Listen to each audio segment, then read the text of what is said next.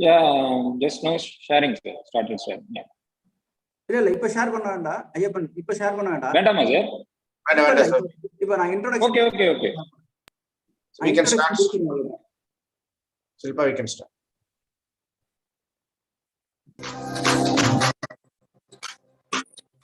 Just tell me when I have to start sharing, sir. I will start there. Yeah, I'll tell you.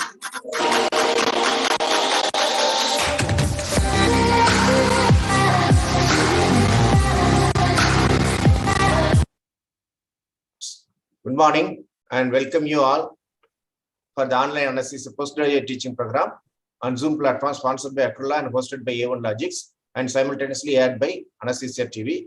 Today we are hosting the critical series week. Today's topic is on ARDS.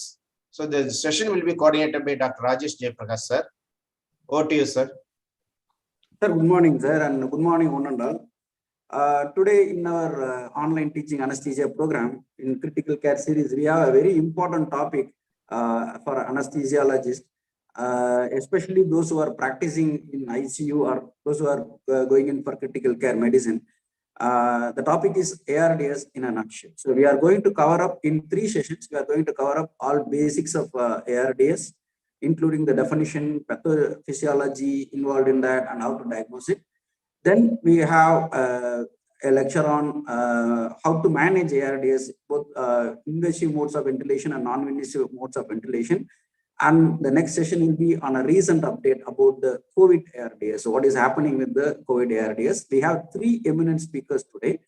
The first session will be done by Dr.Ayyappan, who is a consultant critical care physician from KIMS Health Institute, Trivandrum.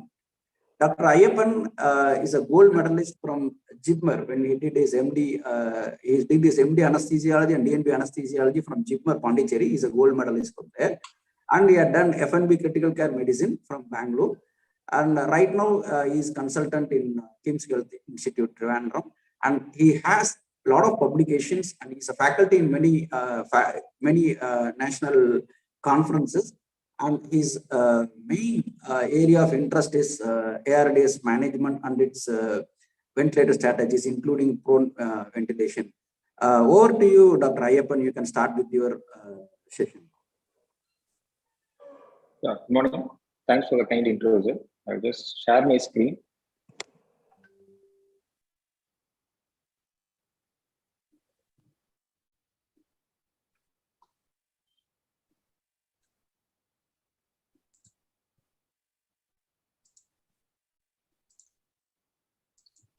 Can I, is it visible, sir? Yes, sir. Yes, sir. Okay. Sir. My screen is visible? Yes, sir. Yes, sir. Okay. Thanks for the kind intro. Without wasting much time, I will go to the topic per se, which is acute respiratory distress syndrome. Okay. So we will have a brief discussion about ARDS, and I will be trying to cover the history, epidemiology, pathophysiology, diagnosis, and the differential diagnosis part of it, and the rest of the management part will be covered by the other speakers. Okay. So what is acute respiratory distress syndrome? It's in a simple terminology, it is nothing but a non-hydrostatic pulmonary edema resulting from hypoxia due to direct or indirect injury to the lung parenchyma. Either a direct or indirect lung injury can result in a non-hydrostatic pulmonary edema, which can result in hypoxemia most commonly, but can also present as type 2 respiratory failure. So before going to the topic per se, I'll just give you a brief clinical scenario of atypical case which we had in our institute before the COVID era. It was a 16-year-old female who presented with breathlessness and a cough with expectoration of a month duration and worsening breathlessness for 15 days. And when she became tachypneic and when dyspnea and exertion worsened, she presented to us.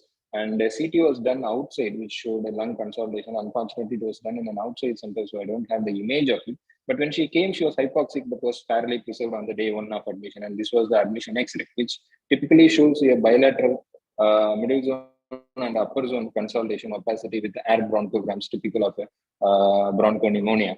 and she continued to worsen post-hospital admission. And day 2, she significantly worsened, requiring invasive mechanical ventilation with lung protective ventilation, of course, and was started on broad-spectrum antibiotics. And it's not atypical to see all of the initial infective workup turning out to be negative. None of the infective workup which I have done turned out to be positive, and she was continued on broad-spectrum antibiotics with supportive lung protective ventilation, and she continued to worsen. And day 3, she required high FiO2 of to a maximum of 100% and was sedated and paralyzed, and was started also on empirical ATT because of the subacute presentation. And on day 4, she developed type 2 respiratory failure and significant subcutaneous emphysema, and it was a tension subcutaneous emphysema, and so bilateral ICDs as well as NICs were placed. So this case, I just gave a prelude just to know the severity of the illness, which can manifest in a young individual presenting to an ICU, and this is the amount of intensive care therapy which they will require, especially in the first week of illness. In the due course of presentation, I am presenting what happened to that patient. And so switching to the topic per se, so we will be discussing briefly about the history, definition, causes, epidemiology, pathophysiology, clinical features, and the diagnosis. Coming to the history, so the ARDS as such is not new to medical fraternity or the humankind. Actually, way before in 1821, that is 200 years before, Laennec in a textbook on treatise of diseases of the chest defined it as a pulmonary edema with heart failure, which still holds good and still what we are telling about ARDS. And during the course of the history, it has gone with various names, including wet lung, shock lung, white lung, based on the different clinical pictures which the people noticed. People, when they noticed frothy secretions coming out with bilateral cribs, they named it as wet lung because it was watery, is what they thought. And when they did, when X-ray evolved into the diagnostics, X-ray showed bilateral whiteout, so it was called as white lung. And other than that, it was also called as Da Nang lung. What is it? It is a place in Vietnam. So majority of the medical, including our antibiotics and other therapies, evolved during the wartime. So when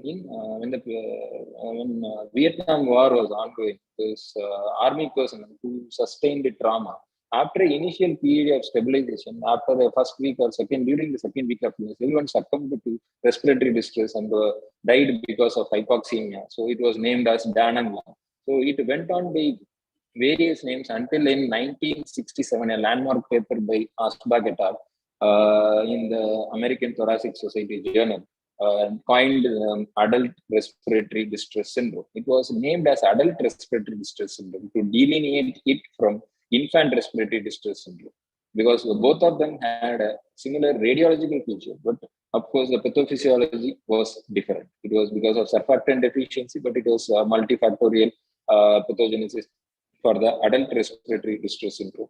Eventually, because the respiratory distress syndrome which occurred in the adults were also seen in the pediatric population, and it was the name was changed into acute respiratory distress syndrome. How did she define it as? Asbach defined it as a severe dyspnea and tachypnea, which is refractory to supplemental oxygen, and which is associated with the decreased pulmonary compliance and was associated with the diffuse infiltrates on the chest X-ray, which is still the diagnosis or the diagnostic criteria which we use.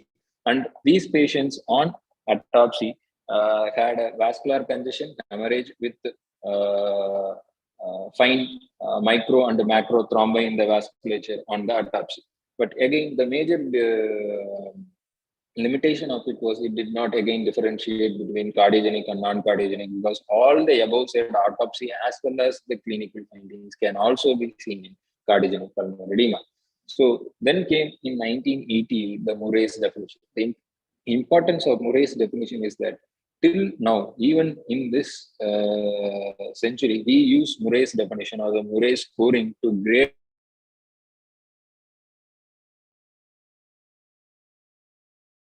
acute lung injury and to refer a patient for a of the Murray score. So it was based on basically 4 parameters. One is hypoxemia. Hypoxemia is based on pulmonary PF ratio and respiratory system compliance, which was the dynamic compliance of the respiratory system, and chest radiography findings based on the number of quadrants which are involved and with the consolidation, and the level of PEEP, which was the patient was requiring. So each variable was given a score of 0 to 4, and the final score was attained by the total score divided by the number of components. So the total score will be 0 or 4.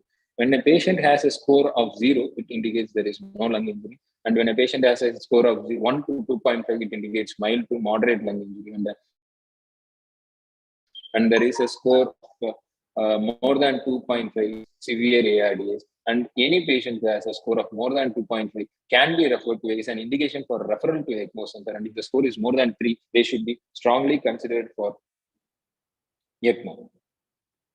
So, and again, this was also had its own limitations because pulmonary complaints cannot be routinely measured in all patients. And if a patient is, say, on a face mask oxygen or in the recent trend, a HFNC, it will be very difficult to calculate the pulmonary complaints. And cardiogenic, again, the cardiogenic causes were not ruled out. So these were the limitations. And because of these limitations, and there was non-uniformity of definition of the acute respiratory distress syndrome, and multiple nomenclatures were used, the American European Consensus Conference was held in 1994 with the agenda of developing a diagnostic criteria or a definition and a proper therapy or a proper prognostication for ARDS. And they came up with defining definition criteria, which was based on timing of onset, which should be acute, and a radiological finding, which should be bilateral infiltrates on a frontal chest X-ray, and the absence of left atrial hypertension or a left ventricular failure, which is indicated by the pulmonary capillary wedge pressure, which is less than 18 mmHg, and hypoxemia, which was defined by PF ratio. So they defined based on these things. The four things which they used were timing of onset, oxygenation, chest radiograph, and absence of left atrial hypertension. So based on these criteria, they differentiated the acute lung injury into two, or the injury into, they named it as acute lung injury. And if a severe form of, or ARDS is a subset of ALI with severe lung injury. So ALI is nothing but acute onset respiratory distress with similar chest radiographic findings and left atrial absence of left atrial hypertension. But the PF ratio will be less than 300, but it will be more than 200. If the same clinical picture is associated with the PF ratio of less than 200, it was called as ARDS. So ARDS was a subset of ALI with significant oxygenation deficit. So what are the limitations? Even though it was a consensus conference and it addressed majority of the issues which were faced earlier, it was not without its limitations. And it was, the limitations primarily were the classification itself. It was defined as an acute onset breathlessness, but the acuity was not, or the timeline of the acute was not. It was not mentioned whether it was 7 days or 10 days or 2 weeks. It was never described. And the PF ratio alone cannot be used as an indicator of hypoxemia, because the PF ratio can be variable depending upon the amount of PEEP which you subject to a patient. A patient who is on face mask 5 liters O2, a patient who is on face mask 5 liters O2 with a PF ratio of 200, and a patient who is on invasive mechanical ventilation with a PEEP of 10 and having a PF ratio of 220 or 240 cannot be equated together. Similarly, chest X-ray infiltrates could be because of multiple reasons, and it could be even not only a consolidation, it could be collapse, or it could be any other entity, and it has very less sensitivity and specificity. And PAC in the current era, it is very rarely used, or it is not used at all, and the insertion of PAC itself is associated with significant morbidity and complications. And there was a lot of confusion between the terminology used, whether to term it as ALI or ARDS, and these all led to the correction or addressing these issues was the main priority of Berlin definition 2012. So they addressed whatever the shortcomings of the 1994 definition, and timing, they defined it as less than a week of a known clinical insult or a new or a worsening respiratory symptom. And the chest imaging, again, infiltrates, but it should not be fully explained by effusion, lobar or lung collapse, or nodules.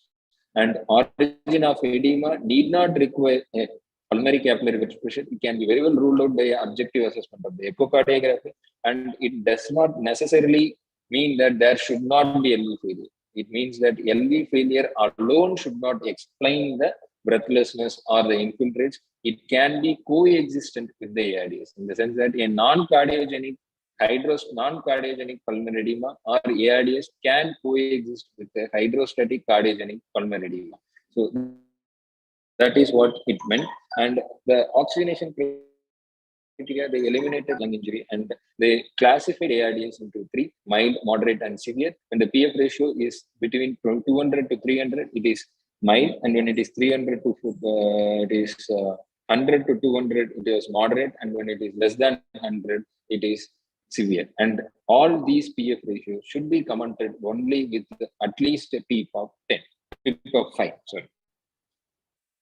So they try to address majority of the limitations or the issues with the 1994 AECC definition, but it is also associated with its own shortcomings in the sense that the hemodynamic instability or the vasopressor requirement was not included in the severity of the ARDS. As we all know, if a patient with the ARDS is associated with other organ dysfunction, or if it is associated with sepsis or a inotropic requirement, they carry worse prognosis rather than a single organ involvement with lung, as well as it does not underlie any ethiopathological diagnosis, and it has its own limitations in the form that it still uses chest X-ray, which under-reports, as well as it the sensitivity of the Berlin definition was also put into question because it missed a lot of patients who were found to have ARDS picture in the biopsy.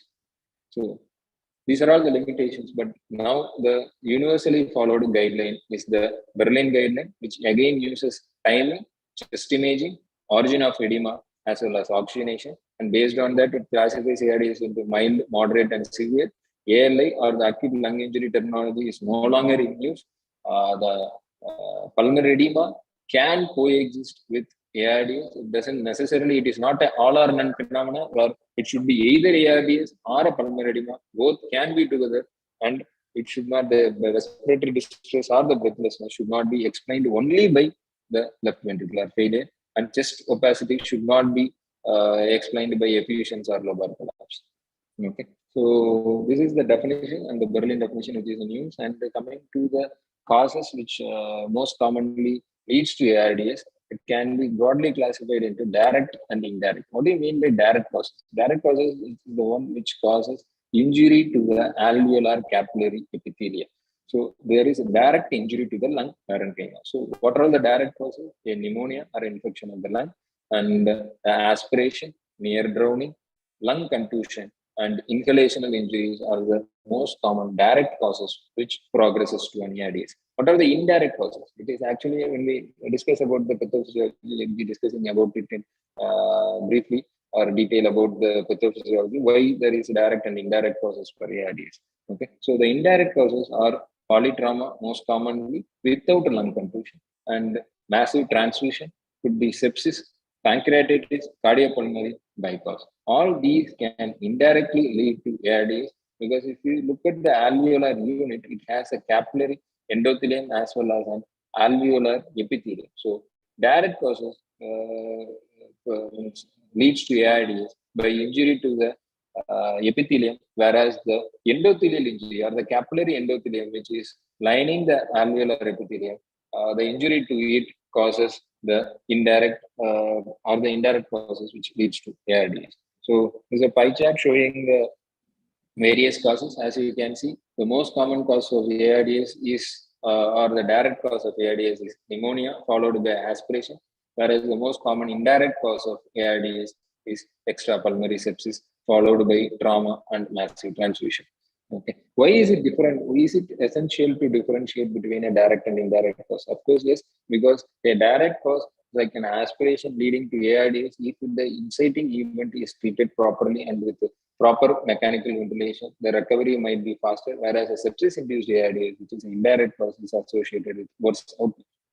So epidemiology, so these are all international data from the lung safe study, which was a large study, observational study done in nearly 4,000 to 4,500 patients, were published in 2016. in which they told the healthcare burden of the ARDS, in which any time in an ICU, around 10% of the patient, that is 1/10 of a patient, will be an ARDS patient will be admitted in ICU. And if the mechanically ventilated patient is there, among 1/4 or 25% of the patients requiring mechanical ventilation will have an associated ARDS. And this is the healthcare burden the ARDS is associated with. And with the recent pandemic, we know the incidence, importance, and the healthcare cost ARDS can contribute to the country as well as to the whole world.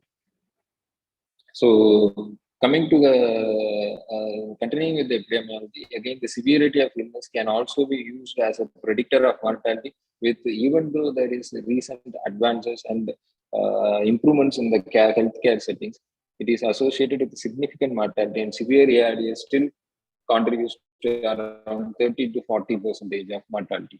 And the other thing which you have to keep in mind is ARDS is a final common endpoint. It is a syndrome. It is not a single disease per se. And people who die of ARDS die with ARDS rather than die of ARDS. Only 9 to 15% of the patients die because of respiratory failure, and remaining nearly 80% of the patients die because of the primary injury. In the case of sepsis, they die because of sepsis and multi-organ dysfunction. In trauma, they succumb secondary to the trauma-related issues, probably a hemorrhagic shock or massive transfusion-related issues. And majority of the time, people die with ARDS rather than die of ARDS. And the ARDS is a final common endpoint for majority of the diseases. So, with this knowledge about the ARDS, we'll discuss about the pathophysiology of the ARDS.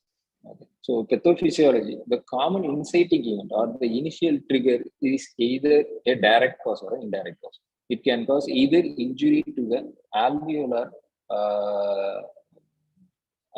epithelium or the capillary endothelium. So, both of which can lead to alveolar injury, which is followed by diffuse alveolar damage. And because of this damage, there is release of inflammatory mediators, especially cytokines, tumor necrosis factor, interleukin-1 and interleukin-6, which is followed by, because of the tissue injury, it is associated with the recruitment of neutrophils and release of its proteases and toxin mediators, which is followed by capillary endothelial damage and flooding of the alveoli with proteinaceous materials and the movement of the fluid into the alveolar sac as well as the interstitium. So what these things lead to is it leads to increased interstitial fluid as well as alveolar epithelial damage and alveolar fluid, and the alveoli becomes filled with the thick proteinaceous fluid and cell debris from cell death, and this results in loss of surfactant functioning, and it ultimately leads to alveolar collapse. This is a picture which will may explain better the effects of an ARDS or an inciting event. So here you can see this is the capillary, this is the alveolar epithelium, which is lined by the type 1 pneumocyte, which is the most abundant one, which covers the entire alveolar epithelium. And this is the type 2 cell, which is responsible for the formation of surfactant. And this is the alveolar membrane, basement membrane, and this is followed by the capillary endothelium with its capillary endothelium. So in direct injury, what you have is there is injury to this alveolar epithelium, which causes, usually these type 2 cells are resistant to the injury. Only the type 1 cells will be injured, and there is followed by cell death, apoptosis and necrosis of these cells, which results in the cellular debris getting accumulated here. So this results in the activation of inflammatory cascade and release of inflammatory mediators. Okay, so this is the pathogenesis of the inciting event in a direct cause. Whereas in an indirect cause, what happens is because of a systemic illness, say a sepsis or a massive transfusion or a trauma-related endothelial injury, there is injury to the endothelium, which results in escape of the neutrophils through the endothelial injury, which recruits neutrophil-related proteases, macrophages, as well as inflammatory mediators. And these leaky capillaries, or the leakage or the increase in the capillary permeability, releases the proteinaceous plasma into the interstitial fluid. And once the epithelial cells are also injured, these fluid or the plasmin or the protein-rich plasma floods the alveoli along with the dead type 1 cells, resulting in cellular debris, alveolar sac being filled with proteinaceous material as well as the inflammatory cells. The type 2 cell, which is resistant to injury, continues to function, but it will be injured and it will function suboptimally. But the surfactant which is released here will not be forming an effective coat like how it has done here. So you will have loss of surfactant, which results in increased surface tension. The surfactant is the one which reduces the surface tension of the alveoli, which prevents the alveolar collapse during normal ventilation. When this surfactant layer is lost and it becomes inactivated surfactant, which floats in this fluid, the surfactant is lost, or the function of the surfactant is not there, which results in alveolar collapse. Okay, so an alveoli which was like this ends up like this. It could be secondary to a direct injury to the epithelium, or could be an indirect injury to the endothelium. So, this is the damage which happens, and this is what it looks like. Okay, so the other thing which happens is whenever there is endothelial injury, as we all know, it is associated with activation of the coagulation cascade. So there is increased procoagulant activity and impaired fibrinolysis, both leading to both intravascular and extravascular microthrombi formation. Because of the tissue injury, there is increase in the tissue factor expression, and there is increased plasminogen activator inhibitor. In other words, there is a decreased fibrinolysis and increased coagulation, resulting in thrombi formation. So what does this all lead to? All of this leads to a impaired gas exchange or a hypoxemia, which is resistant to increasing FiO2, and a decreased lung compliance and pulmonary hypertension. Why there is refractory hypoxemia? As we told in the picture, we have increased alveolar exudates, which prevents the gas exchange from happening. There is an alveolar collapse, which creates a shunt, because the perfused segments will not, perfused segments will not contribute to the gas exchange because the alveoli is collapsed. There is widened alveolar septum, as we saw, because of the increased interstitial fluid, and all of these leads to V/Q mismatch and pulmonary hypertension, and in turn this leads to refractory hypoxemia, which means even if you increase the FiO2, there won't be increase in saturation. Okay, the obvious reason of the other thing is the pulmonary hypertension. Why there is pulmonary hypertension? The pulmonary hypertension happens secondary to altered vasomotor tone. Why does that happen? Whenever there is hypoxemia, the physiological phenomenon of hypoxic pulmonary vasoconstriction steps in, causes constriction of the non-ventilated capillaries, resulting in increased pulmonary pressures. There might be associated hypercarbia because of increased dead space, which can result in again pulmonary increase in the pulmonary pressures. And there is, because of the injury, resultant increase in endothelin and thromboxane A2, which can also contribute. And as we told earlier, because of the coagulation cascade activation, it can cause microthrombi in the pulmonary vasculature, resulting in again increased physiological dead space. All these, if it is very significant, along with this, we will have started them on lung protective ventilation with high PEEP. High PEEP will also contribute to an increase in the pulmonary artery pressure by causing over distension, might sometimes cause over distension. So all these will lead to pulmonary hypertension. If it is in a severe form, can cause acute respiratory failure. And if the pulmonary pressures are so high, which causes acute respiratory failure, so that the pulmonary, to an extent that the pulmonary pressure becomes more than the right heart pressure becomes more than the left heart pressure, you can cause incidental opening of an previously patent foramen ovale. So the alveoli, which was normally functioning after the injury, ends up like this. So this is during the proliferative phase, where you have the type 2 pneumocytes, or the type 2 cells, which has proliferated to cover up for the type 1 cells which are injured, and there are aquaporins and water channels which have developed to remove the fluid, and there are fibroblasts and other myofibroblasts and the collagen deposition happening here, and there is apoptosis of this debris material. And this is the proliferative phase where the exudates which were there will be actively cleared from it. And some of these patients during the course of the therapy may go into a next phase called as the fibrotic phase. The presence of, now it is termed as fibroproliferative phase, because as you see in the timeline, this is the exudative phase, which happens initially. It starts with the injury, it goes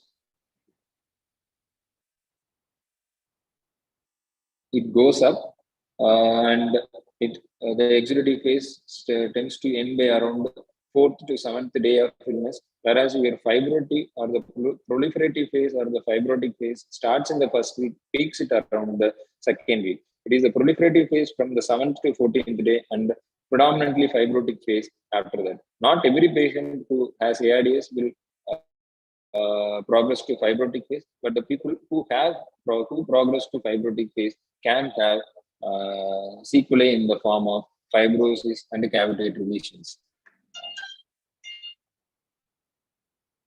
So clinical features, the clinical features usually symptoms will be, as I told, it will be breathlessness, cough, fever with expectoration and fatigue, which worsens over a period of time. And based on the etiology, it can differ. Okay, if it is a hospitalized patient with sepsis, it's an extrapulmonary sepsis, they would have admitted with this different complaint, but eventually will develop breathlessness during the hospital admission. So initial 24 to 48 hours will be secondary to the inciting event. If it is pneumonia, it will be pulmonary symptoms. If it is extrapulmonary, it will be the extrapulmonary symptoms which will manifest. But once the common endpoint of ARDS is reached, it will be predominantly the respiratory distress associated with hypoxemia with increasing oxygen requirement. And if not treated appropriately, it can lead to neurohypoxia, resulting in agitation, anxiety, and confusion. So these are all the clinical findings, and the signs will be the same: bilateral crutch. So these things we all know. And if you do ABG, it will show increased AA gradient. The typical feature is refractory hypoxemia. So coming to the differential diagnosis, there are a lot of ARDS mimics. The most common mimic is, of course, which we are trying to differentiate, which is the congestive heart failure, which you all know how to rule it out, because there might be elevated GVP, peripheral edema, or could be signs of left heart failure in a clinical examination or in an echocardiography. And it could be a COPD or asthma, but COPD and asthma most commonly will present with other clinical symptoms like wheeze, which responds to steroids, will have a chronic course, and they would have had previous episodes of admission with similar episodes, and they predominantly will have type 2 respiratory failure. And pulmonary embolism can be ruled out. It will be a out of proportion hypoxia with a normal imaging finding of the X-ray. And acute eosinophilic pneumonia, hypersensitivity pneumonitis, and the pulmonary alveolar proteinosis, all these can have similar radiological feature like an ARDS, but performance of bronchoscopy followed by a BAL, or a subject of these patients to steroid will show tremendous improvement, and in that way it can be differentiated. And pneumothorax and sepsis is a clinical diagnosis which can be differentiated. So this is the cardiogenic pulmonary edema. This is the ARDS, as we know. The typical X-ray differences, which will be highlighted here. Your heart size might be normal in a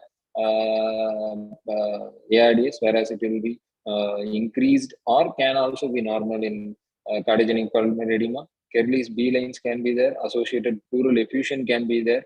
And it will be predominantly perihilar with the peripheral sparing, whereas it will not be like that in a non-cardiogenic pulmonary edema, and as well as septal lines will be increased in a cardiogenic pulmonary edema. So based on these pathophysiology, as we were saying earlier, as I was saying earlier, the X-ray is a poor modality. Based on the X-ray, it was always thought that it was a homogeneous infiltrates, or the bilateral similar infiltrates on the chest X-ray. That is what it was thought initially. But with the advent of the CT and the universal subjection of these patients to CT, Gattoni and Antonio found that it is not a homogeneous involvement and it is a heterogeneous involvement. And the lungs, predominantly the involvement is restricted to the posterior as well as the basal component, and the anterior and the apical components are majority of the time preserved, and it is a non-homogeneous involvement of the lung. And this led to the concept something called as baby lung, where you are ventilating actually a functionally small lung rather than an anatomical small lung. And this led to the miraculous improvement of the management of these patients, and which will not be, I will not be discussing in detail about this, which will be in the further slides by the further speakers. So based on this, the management can both the other thing which I want to stress is the management is predominantly supportive, treating the inciting event, and the management can be either ventilatory or non-ventilatory, which will be by the subsequent speakers. And going back to the case scenario, this patient after the 7th day, she developed bilateral subcutaneous emphysema with the type 2 respiratory failure with the tension subcutaneous emphysema causing an extrapulmonary restrictive lung disease. So the NICs were done to drain the subcutaneous emphysema, which transiently removed or improved the ventilation, and she was continued on lung protective ventilation, and slowly with supportive therapy and positive pressure ventilation. This is the serial ABG, which shows a gradual improvement with improvement of PF ratio to 258 on day 7 of illness. And the during the typical course, she developed because of the antibiotic, sedation, paralysis, as well as steroids for the hemodynamic instability. She had significant neuromuscular weakness, so had difficulty in weaning, had to undergo tracheostomy for the same. And it was a critical illness polyneuropathy, which was treated supportively with high protein diet and other supplemental measures. And she also developed a VAP in the course of the therapy, which was treated with high-end antibiotics.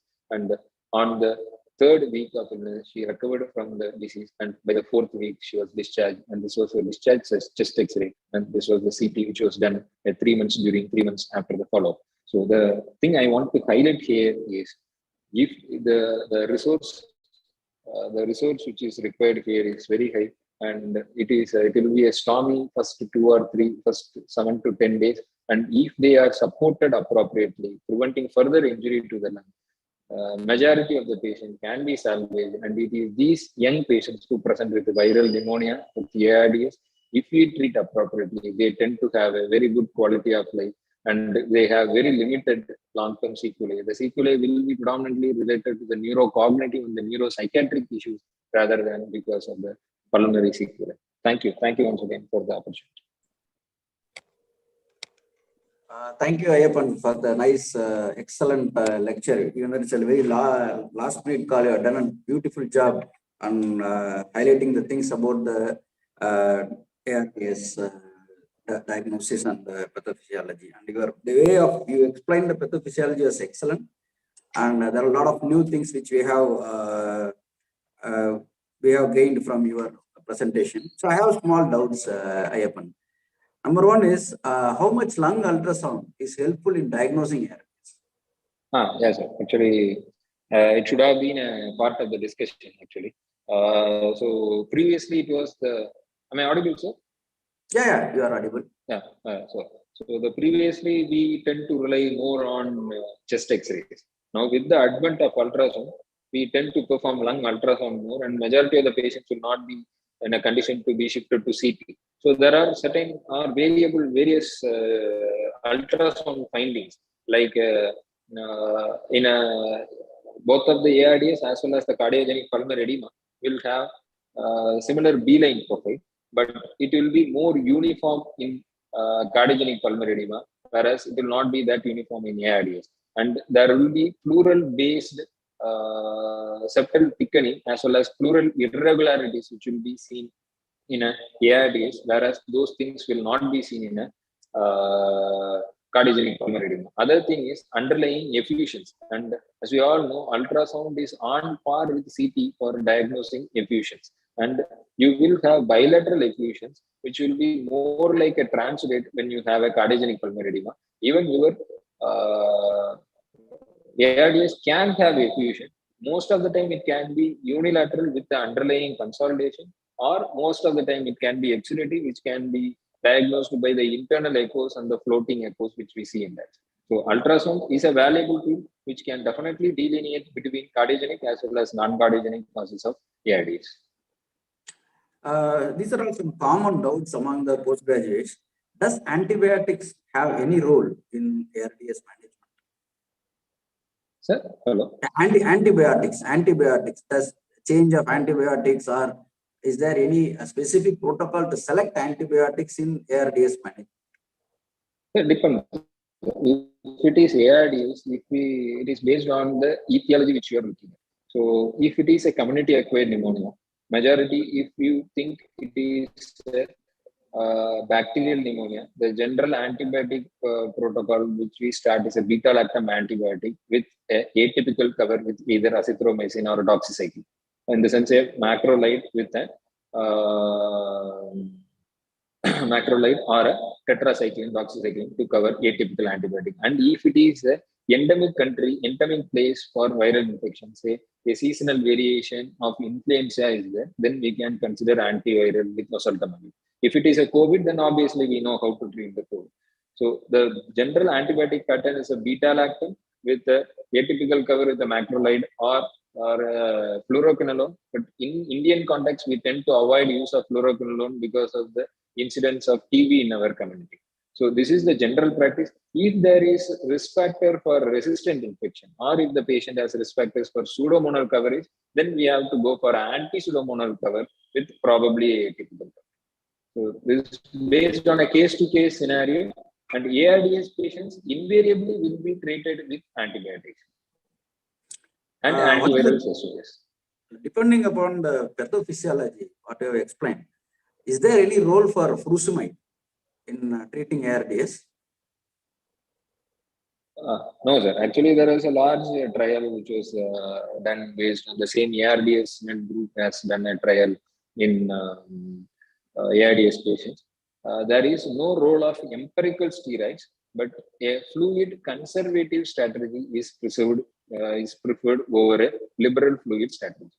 So the general practice is to try to maintain a slight negative balance or a neutral balance rather than giving a lot of fluids in case of hemodynamic instability. In other words, instead of bombarding them with the fluids, go for a low dose vasopressor support to maintain the hemodynamics and try to maintain a net neutral balance or a slightly negative balance rather than, if needed, we can use diuretics, but not on a routine basis.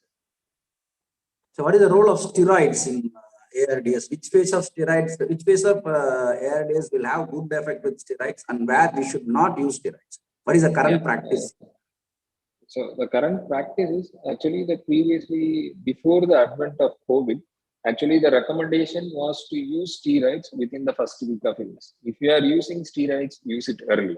Don't use steroids in the third week of illness. And if you are using in the second week, it is a risk-benefit analysis based on that determination. And the previous recommendation was strictly avoid steroids in viral pneumonias. Viral pneumonia-related ARDS, especially if you are suspecting influenza pneumonia, avoid steroids because it is associated with increased viral shedding and prolonged illness. But with the advent of COVID, it has changed the entire practice. Now steroids are used very commonly, but as per evidence, if you have to use steroids for non-COVID ARDS, use it only in the first week of illness. Don't use it in the third week of illness where they are more prone to develop secondary bacterial infection. Avoid steroids in the third week of illness. When you don't know the duration of the illness, it is a case-to-base analysis whether to use steroids in the second week. Generally, if it is refractory hypoxemia, you go for steroids. Otherwise, no role of empirical or routine steroids. One last question. Yes. You want to? Depending upon the pathophysiology, what you have explained, the one common management in ARDS is prone positioning. So when to go for prone positioning? Should be early or late proning? Should we wait for some criteria to select the prone? No, sir. Yes. Previously, prone was considered as a salvage therapy like your ECMO. But no, prone is no longer a salvage therapy. It's a standard of care. Prone is a standard of care. You put them on ventilator if you started them on invasive ventilation. Invasive ventilation, you show a PF, you see a PF ratio of less than 150. And you repeat an ABG after, say, 2 hours. And if the PF ratio is decreasing in spite of your lung protective and optimal PEEP strategy, go for early proning. Early proning, now the recommendation is to go for prolonged proning for at least 16 to 18 hours per day, which can even be extended up to 24 to 30 hours depending on the institute policy. So prone is no longer a salvage therapy and it should be done earlier. And the extra pulmonary causes of ARDS, say a trauma-related ARDS or a TRALI-related ARDS, they respond very well to your proning compared to your localized pneumonia-related ARDS. Thank you, Ayyappan. Sir, Edward sir, do you have any questions, sir? No, sir, very nice discussion, sir. Now, do you have any questions to ask? We'll move on to next topic. Okay, thank you, Ayyappan. Thanks a lot for your nice presentation, Ayyappan. We will move on to the next session. The next session will be on both invasive and non-invasive modes of ARDS management by Dr. Lakshmikanth Charan, who is a consultant intensivist from Royal Institute of Intensivist Institute of Royal Care Medicine, Institute of Critical Care Medicine, Royal Care Super Speciality Hospital, Coimbatore.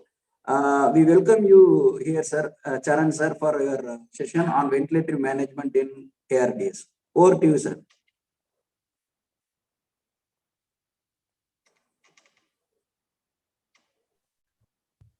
Am I audible, sir? Yes, sir. Yes, sir. Is my screen visible, sir? Yes, sir. Screen visible, sir. You can start your session, sir. Thank you. Yes. Thank you. Thank you for your introduction, sir. I think the previous speaker, Dr. Ayyappan, gave a very good overview on the etiology and pathogenesis of ARDS. Without knowing all those things, it is very difficult for us to understand how to ventilate these patients. So he has made it easy for me to go ahead with the management of these patients. I would like to start my talk by acknowledging my teacher, Dr. Rajagopalan, who taught me everything in critical care, my chief, Dr. Shiva Kumar, who is for his continuous career guidance, and Dr. Rajesh, Dr. Edward, and the other organizing team in the online anesthesia critical care series team for giving me this opportunity. So the objective of my talk in the next half an hour is predominantly going to be the alteration in physiology, what happens in ARDS, which was already dealt with by Dr. Ayyappan. I'll just give you a small gist. The differences in flow and airway pressures due to this altered physiology. And based on these altered physiology, what are the consequences for the changes in the flow and pressure? And what are the challenges that we face in ventilating them when compared to ventilating the patients, other patients? And how do we successfully ventilate facing these challenges and also to minimize the problems? And what are the non-ventilatory strategies that are useful in ARDS? My talk I will base it predominantly on the whatever evidence that we have now, and also based on what I practice or what we practice or most intensivists practice in current scenario.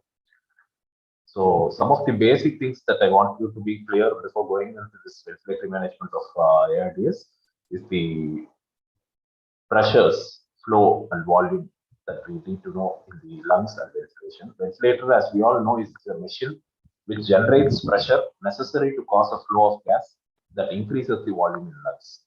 So the basic thing that we need to do is to put tidal volume into the lungs, into the alveoli, so that the oxygen that is there in the tidal volume in the alveoli gets diffused into the alveolar membrane, into the arterial membrane, and gets oxygenating the blood. So that is the basic aim for us to do. For that, we need the flow of air into the alveoli. And for that flow of air to happen, we need some amount of pressure that is being generated. As we all know, in spontaneous ventilation, we generate that pressure as a negative pressure by the contraction of your diaphragm and the inspiratory muscles, which creates an inspiratory negative pressure in your intrathoracic cavity, thereby sucking in air from the atmosphere into the lungs. Whereas in a ventilator or in a mechanically ventilated patient, what happens is this pressure is generated by the machine, and it generates a positive pressure outside the patient, and that pushes in the air into the alveoli. So for this pressure being generated by the ventilator and the flow of air causing an increase in the volume in the lungs, there are a lot of parameters which influence them, and it all depends on the pathology of the lung which is being ventilated and the amount of damage that the lung has had. So there are two basic things, that is the resistance and the compliance in the respiratory system, which are very important for us to ventilate a patient. Resistance predominantly, as we all know, it is the factor of your airway, right from your trachea to the distal bronchioles. And compliance, as we all know, it is predominantly that of your alveoli or the air sacs, which is the most important part where the exchange of oxygen takes place. So resistance and compliance together is very important for the respiratory system to act normally and for the ventilation to happen properly. Whenever there is an increase in resistance or a decrease in compliance, there is an increase in the work of breathing. Even if it is a spontaneously breathing patient, whenever there is an increase in the resistance because of a wheeze or a bronchospasm, or whenever there is a decrease in the compliance, there is definitely going to be an increased work of breathing, and that is the reason why the patient comes to the hospital or to the ICU when they become dyspneic, tachypneic, and they are not able to maintain the necessary work to maintain oxygenation of the body. And that is the main reason why most of these patients get into the ventilator. We need to reduce the respiratory fatigue, and when they get into respiratory failure, we go in and intubate the patient, ventilate the patient to take over that work of breathing. So this ARDS, as Dr. Ayyappan already said, is predominantly a problem of compliance rather than the resistance. So the problem is predominantly in your lungs, in the alveolar level, where compliance, as we all know, it is nothing but the change in volume to the change in pressure. So how much pressure is needed for the tidal volume to be generated in the alveoli? If the same amount of tidal volume starts requiring more and more of pressure, it means the patient's lung compliance is slowly coming down. If the same amount of tidal volume is being attained with a less amount of pressure, it means the compliance of the patient or the compliance of the lung is improving. So basically, whenever there is a decrease in compliance, you need more pressure to deliver the same amount of tidal volume. And that is what basically happens in the ARDS or many of our type 1 respiratory failures. And what we need to do in this ventilation or in the management of ARDS is to tackle this problem rather than the problem with your resistance. So mechanical ventilation, it offloads the work of the respiratory muscles, as well as we need to do certain things to manage this compliance problems. So in this pressure, there are two different types of pressure. As we all know, it is your peak respiratory pressure and your plateau pressure. This is, I presume that you are to a certain extent good with your ventilator graphics. This is a volume controlled ventilation. This is a pressure time scalar. And as you can see, this is your positive end expiratory pressure. This is the pressure, which is the positive pressure that we maintain at the end of expiration. Your lung doesn't collapse completely. It maintains at a slightly higher pressure, which is your peak. And from that peak, whenever the patient starts inspiring or whenever the ventilator starts giving an inspiratory tidal volume, your pressure slowly rises up and it reaches the maximum. That is your peak inspiratory pressure. It depends on the tidal volume that you set, depends on the patient's lung. So after the peak pressure is reached, what happens is the expiration starts and your pressure starts coming down. But this peak pressure is not the only pressure that is important for us. The most important pressure is your plateau pressure. To know the plateau pressure, what we do is we give a pause at the end of inspiration. That is, we interrupt or pause the flow of air into the lungs and out of the lungs. So there is nil flow in the respiratory system, and when there is no flow, what happens is the pressure at the level of the distal alveoli, that is the distalmost part of your respiratory system, gets equated to the proximal airways, and that is being measured in the ventilator as your plateau pressure. But predominantly, when you don't give this pause, what is the pressure being measured is your peak inspiratory pressure. That is the pressure at the level of your proximal airways, that is your trachea, bronchus, and the distal bronchioles, which is not very important for us. This doesn't cause a major problem to the patient, even if the peak pressure goes up to 60 or 70 or 80. The patient doesn't get into a major problem What is important is the pressure at the level of the alveoli. As Dr. Ayyappan mentioned earlier, in the areas alveolar level, the alveolar epithelial membranes are always already being damaged. The basement membrane is being damaged. Already injured basement membrane and the alveolar epithelium. When this pressure at the level of alveolus goes high and high, what happens that alveoli gives away or the amount of ARDS increases. So always whenever you ventilate a patient, what is more important for us is the plateau pressure and not the peak inspiratory pressure. Give an inspiratory pause, measure the plateau pressure and see to that the plateau pressure doesn't go high. So this is your peak, this is the peak inspiratory pressure, this is the plateau pressure, and the level of pressure above the peak to the plateau pressure is what we call as the driving pressure. That is the pressure needed for us to deliver the answer. So why is it important? In the baseline, as we all know, peak pressures are high, followed by the plateau pressure. Whenever there is a problem with your resistance, as a patient with bronchial asthma or other resistive lung disease, what happens is the peak pressure goes high, but your plateau pressure remains the same. There is no issue with your plateau pressure, only your peak pressure goes high. You give nebulizers or other treatments for the bronchoconstriction. This peak pressure comes down. It is not an emergency. It is not a very severe condition. But what happens is in a patient with a decreased complex, such as in an ARDS, there is an increase in the peak pressure as well as your plateau pressure. Though the peak pressure, plateau pressure gradient almost remains the same as a normal patient, because the peak pressure increases as a result of the increase in the plateau pressure. This is what is very important for us. Whenever there is a complex problem, plateau pressure slowly goes up and up. It reaches a state where it can cause injury to the alveoli, it can worsen your ARDS, it can cause barotrauma or a rupture of your alveoli and a removal. So this is what is very important. Always see for the increase in your plateau pressure whenever you ventilate a patient. So it need not be a patient with ARDS. Any patient you ventilate, keep monitoring your plateau pressure. Whenever the plateau pressure goes high for the same amount of tidal volume, always think there is some problem with your complex. So coming to the ventilatory management of ARDS. So what are the goals of management of ARDS? As I already mentioned, the most important goal for any patient in the ARDS is to treat the primary cause. It can be a direct pulmonary cause or extrapulmonary cause of ARDS. Whatever it is, only when you start treating the primary cause and only when the primary cause is treated, the ARDS improves. If primary cause is a pancreatitis has to improve for the ARDS to improve. If it is because of the trauma instant has to improve for it to improve. If it is a pulmonary cause, it can be a pneumonia. Only when the pneumonia is being treated and it improves with the antibiotics, your ARDS will improve. Just ventilatory management will not improve ARDS. So what do we do with the ventilatory management? Predominantly, ARDS is a compliance problem, and because of the compliance problem, you have problem with your oxygenation. So it is a hypoxic respiratory failure. What we try to do is improve the oxygenation in this patient by ventilating them.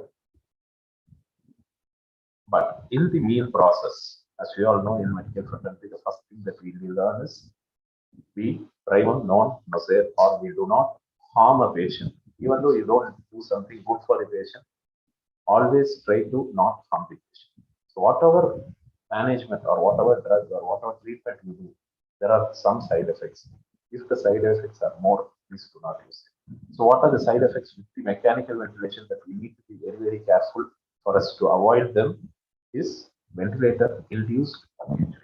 So the third most important goal of your ARDS ventilatory management is to avoid this ventilator-induced lung injury. What is this ventilator-induced lung injury? This ventilator on by mechanically ventilating the patient can cause polytrauma, atelectrauma, biotrauma, and barotrauma. As we know, polytrauma is nothing but lung being non-homogeneous, ARDS being a non-homogeneous disease. There are some part of the lung which are good and some part of the lung which are bad, but whatever volume we give goes to both the parts of the lungs, and because of this, there is over distension of the normal alveolar units, and it can cause problem with that normal. Barotrauma is nothing but an increase in the total transpulmonary pressure, as we saw earlier. Our main aim is to generate a tidal volume by generating a pressure. So the amount of volume generated depends on the amount of pressure. When you want to generate more volume, you need to give more pressure. Whenever the pressure increases beyond a point and cause disruption of the basement membranes at the level of the alveolar epithelium. This is again is very, very important. Biotrauma, as we saw, as it was mentioned earlier, ARDS is a problem of an inflammatory response system, and it causes release of chemokines and cytokines as it was recently in COVID pandemic, it was called a cytokine storm. This cytokine release can worsen the progress of ARDS. So every time you ventilate a patient with ARDS, more and more ventilation and more lung non-protective ventilation can cause more release of cytokine and worsening of the basic problem as well. The next thing is your metallic trauma. As we all know, the lung completely collapses at the end of ventilation in these ARDS patients, and every time it completely collapses, there is more amount of work needed to open up this lung, and the more amount of work is needed to keep the lung open at the end of expiration. And if it comes, the repeated alveolar collapse and expansion with the tidal volume will definitely cause further injury, and it can contribute to further lung injuries. Next is a shearing injury between a collapsed lung and the lung that is being participating in the. And the oxygen toxicity, as we all know, if you are going to give high level of oxygen for a long period of time, can cause injury to the cells because of the free radicals that is being generated. So all these things are the ventilator-induced lung injury that can happen when you mechanically ventilate this patient. For our primary goal of maintaining oxygenation, we should not cause further harm to the patient.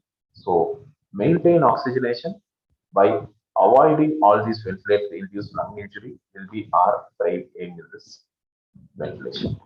So as it was mentioned earlier in the pathogenesis, what happens in ARDS? This is syndrome of inflammation. This is your alveolar level. This is your capillary endothelium. There is a diffuse alveolar epithelial damage as well as breakdown of the endothelial barrier. Once the endothelial barrier breaks through, what happens? There is leakage of fluid from the endothelium, capillary endothelium into the interstitial space. There is more and more amount of interstitial edema or the pulmonary edema. What happens when this diffuse alveolar epithelial damage increases as a part of this ARDS? This fluid enters into your alveolus. So the alveolus gets flooded. Most of the alveoli gets flooded with the fluid, and those alveoli cannot take part in the oxygenation process. When it is filled with fluid, the oxygen cannot come to this alveolar epithelial level for it to get transferred into your capillary. So more and more amount of lung getting flooded with this fluid, and more amount of lung that is being affected by ARDS, the more is your oxygenation problem. So it was found in the early ARDS management protocols. It was seen in the CT clearly that when a patient with ARDS has a CT, there is predominantly posterior or the dorsal portion of the lung which has a collapse. These lungs units completely collapse, and it is difficult for us to open up these lung units. And in the anterior or the ventral portion of the lung, there is some amount of lung which is spared, and there is preservation of the normal lung units in this anterior part. And in between, there are varying degrees of pulmonary edema, what we saw earlier as the alveolar flaring, which happens at varying degree in the intermediate lung units. So it is definitely a non-homogeneous or a heterogeneous disease. It doesn't affect the lung uniformly. Lung is not only stiff but also small. It is as small as a baby lung. The amount of normal lung that is being ventilated is very small. It is almost equal to a baby's lung of a 6 or 7 year old child. And when you ventilate it with a normal tidal volume that is required for an adult, what happens is this baby lung is not able to tolerate that part. So basically the lung has a normal aerated segment which inflate easily and even with a low pressure and tidal volume. These are always called as a fast alveoli. They need very low pressure to open up, and they get aerated better. In between, there are partially aerated segments, and the posteriorly predominantly there are unaerated segments which distend very poorly and needs very high pressure for us to open up these alveoli, and it shows a slow response.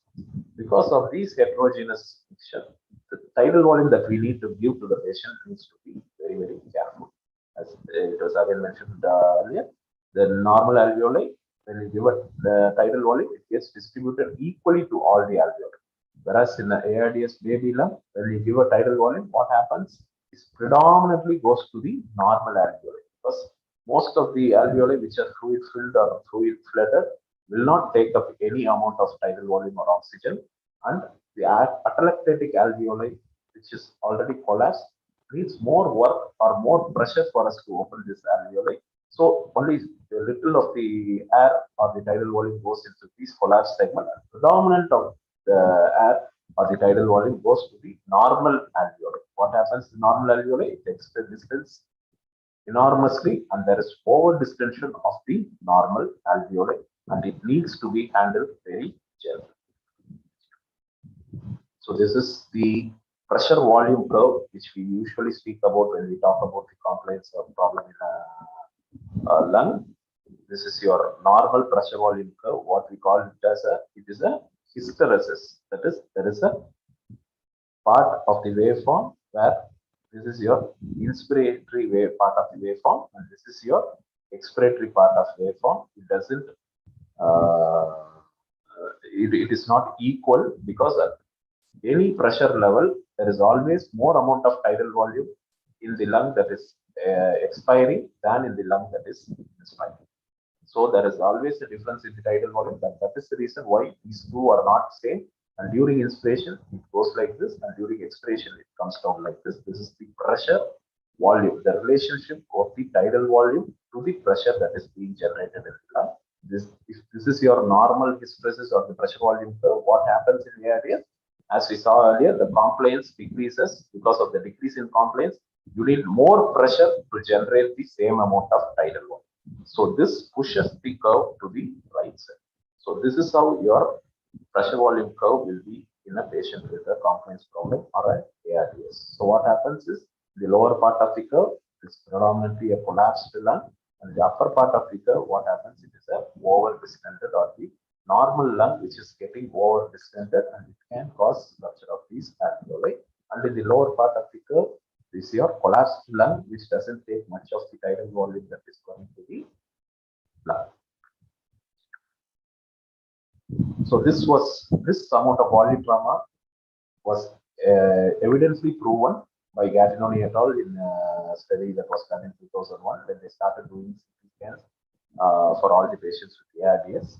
In the patients who got recovered from ARDS, they found that there was a lot of anterior lobe reticular pattern, and some of them even had a non-dependent pulley. This means that there is some amount of polytrauma that has happened to this anterior or the ventral portion of the lung, which predominantly will be a normal lung in an ARDS. Mostly in ARDS, the dorsal or the posterior lung will be affected, and the ventral or the anterior part of the lung will be normal. And these ventral parts started showing signs of having had a polytrauma during the period of operation. So it was very important for us to know this and to avoid this complication. The next important complication is your barotrauma. As we saw earlier, plateau pressures are very, very important. When the plateau pressure exceeds a limit that is set as 30 centimeters of water, it is just an arbitrary number out of the multiple studies or the evidences that we had in ARDS and normal population before. It doesn't mean that if 28 is very good and 32 is very bad. We just take it as a number of 30, and we try to control the plateau pressure less than 30. The lower the pressures, better the outcome. Plateau pressure is the most predictive value for lung injury. Always try to keep it low. Decrease alveolar over distension, and it reduces the risk of lung strain. So you need to adjust the tidal volume also to ensure plateau pressure. As we saw earlier in the mechanical ventilator, the pressure is being generated to maintain a tidal volume. So whenever you want to control the pressure, you also need to salvage some amount of tidal volume. You need to come down on the tidal volume. There are some patient groups in whom you can have a certain permissible increase in the plateau pressure. That is the group of patients, like patients who are very obese, pregnant patients, or patients with a large ascites. They have a large abdomen pushing the diaphragm up, and that causes some amount of increase in the pressure in the lung. So to compensate that pressure, you can have a slightly higher plateau pressure in these patients, like 32 or 33. It won't cause a major problem to the lung in these patients. So that brings us to the concept of lung protective ventilation. As we saw earlier, volume trauma has to be prevented by reducing the tidal volume. Barotrauma has to be prevented by reducing the plateau pressures. And both these things together comprise the lung protective ventilation. So before ventilation, is there anything that we can do? We know that ventilation is causing a problem of ventilatory dysfunctionality, whether it can be avoided. So there are a lot of interest in non-invasive ventilation, as you all know. Now in almost all the small setups, they started using the non-invasive ventilator, and it is being used in the ward and even in the step-down areas. So there has always been a interest in non-invasive ventilator usage in ARDS, and it was increased after a small RCT that was published in somewhere in 2000s, when it was compared with Venturi mask, and it showed an improved oxygenation and a lower rates of intubation. But later, in a large study in 2016, in a lung safe study, there was a subset analysis that was made, and it was clearly proven that non-invasive ventilation in severe ARDS is an independent predictor for mortality. So in severe ARDS, do not use a non-invasive ventilator. There were further subset analysis, and in a prospective study in 3,306 patients, it was found that in a specific group of patients, that is, in a patient who had a pulmonary etiology, they showed a slower improvement and more NIV failure and more mortality than extrapulmonary etiology. That means that in the extrapulmonary etiology of ARDS, you can still try non-invasive ventilator, but with caution. If at all you're going to use non-invasive ventilation, it has to be reserved to occasional patients with mild ARDS. They should be hemodynamically stable, easily oxygenated, and does not need an immediate intubation, and no contraindications for its use, such as low GCS or chances of aspiration. As we all know, non-invasive ventilator has a grade 1 or the absolute indication only for type 2 respiratory failure, where there is a hypercapnia in patients such as in COPD. In type 1 respiratory or hypoxic failure, it is not being recommended, and it is only used out of our own interest. So if you ask us what we do, we use it with caution for selected individuals with mild ARDS under close supervision, only in IC. Never use these NIV in a patient with evolving ARDS in the ward or in the place where there is not much of a monitoring. And if at all there is a doubt, intubate them immediately. Do not prolong the non-invasive ventilation when you have doubt that the patient is not improving. So having ventilated the patient, the first thing that we do is connect it to the ventilator. The first thing that we need to select is the mode of ventilation. So which mode is better for the ARDS? We always have two specific modes based on which all the newer modes are made. It is either a volume cycle or a pressure control. In a volume cycle mode, you can guarantee your tidal volume, you can prevent volume trauma, but the problem is airway pressures are not controlled, and still patients, the pressure can go up and cause barotrauma. Whereas in a pressure control ventilation, what happens is your pressures are controlled, you can definitely avoid barotrauma, but the disadvantage is your tidal volumes are not guaranteed, and you can have a high tidal volume causing a volume trauma. So which one to choose? Definitely, there is no significant difference between a volume cycle or a pressure controlled mode. You choose whichever is comfortable for you, but with the volume control mode, have a close eye on your pressures. If you're using a pressure control mode, have a close eye on your volume control, tidal volume. Set appropriate alarms and see to that the other variable doesn't go beyond your limit. This was the thing, and we still use these two modes.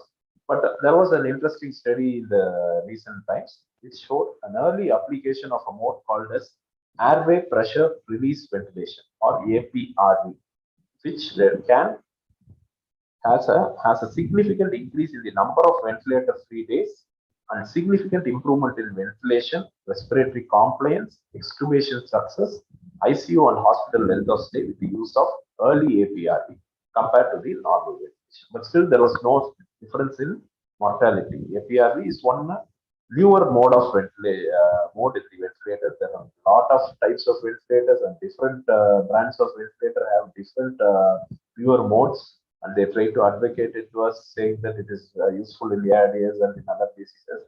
But we need to be very careful in choosing them. To buy a ventilator just for this APRV mode, I'm not very sure whether that is correct. But if you have a ventilator with the APRV mode, based on this study, you can definitely use that mode. But you need to be comfortable, and you need to know more about that mode. That mode, as we all know, compared to the pressure or volume control mode in the APRV, what happens is we ventilate the patients at two levels, at a lower level and a higher level.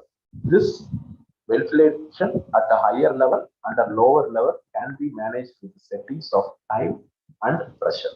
What is the low pressure that we set? What is the high pressure that we set?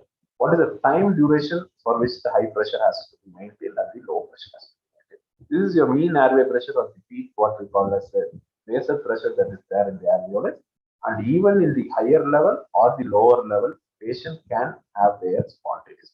This is the most important advantage that we have in this mode of ventilation. The patient can breathe with spontaneously in both the phases of their ventilation, and this causes increase in the weaning process, increase the level of taking them out of the ventilator, and decreases the length of stay and length of ventilation, as well as the amount of diaphragmatic injury that is caused by a controlled ventilation can be reduced. So these are the advantages of this APRV mode. I'm not for this APRV mode as a whole, but if at all you have this mode, you can definitely try it. You have good evidence for it. So next comes the tidal volume and the pressure. So as we saw earlier, polytrauma and barotrauma are two important factors that we need to avoid in ARDS. This was the most important practice-changing study that came in 2000 in the New Journal.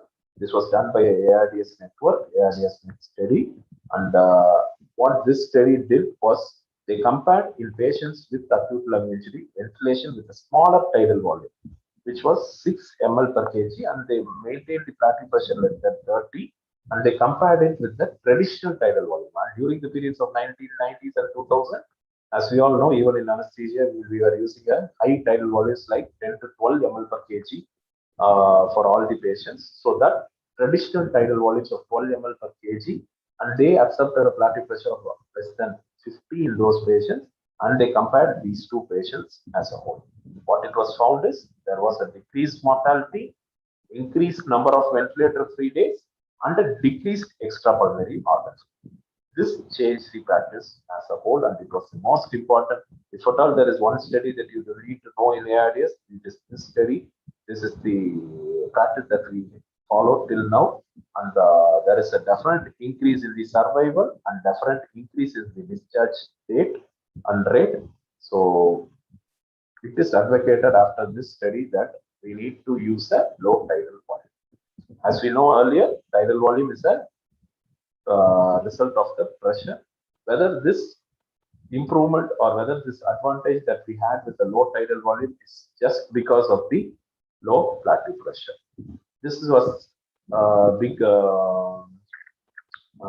discussion that was going on after this study, that the plateau pressure of less than 30, which was maintained with the tidal volume, was the most important factor for the mortality benefit. But later in the reanalysis of the ARDS Net study, what they proved that at different level of plateau pressures, maybe that is 20, 25, 30, and 35, at different levels of plateau pressure, they compared the two tidal volumes and found that in each levels of the plateau pressure, the mortality benefit was definitely better with the lower tidal volume when compared to the higher tidal volume. So they clearly disproved that it is not only the plateau pressure target which is important, but independently low tidal volume of 6 ml per kg is a factor that can reduce the mortality and increase the survival rate and discharge rate in a patient with ARDS. Maybe along with the blood pressure of less than 30. So if the low tidal volume is good, how low is it? Should it be whether 6, 4, or 2? That study was continuously monitored, and with the 6 cc per kg, 6 ml per kg of tidal volume, it was clearly shown that the mortality was very much low. And when they tried to further reduce the tidal volume and for the mortality benefit, what they found was it was showing an increasing trend in mortality. So the final verdict was 6 ml per kg was chosen as the optimal tidal volume for ARDS ventilation. So how do we do it? It is not based on the ideal body weight or the measured body weight of the patient. It is based on the predicted body weight. We need to use these formulas for a male or a female. It is predominantly based on the height of the patient. It is easy to measure the height of the patient in ICU and use these formulas to get the predicted body weight. Based on the predicted body weight, we set the initial tidal volume to 6 ml per kg of predicted volume.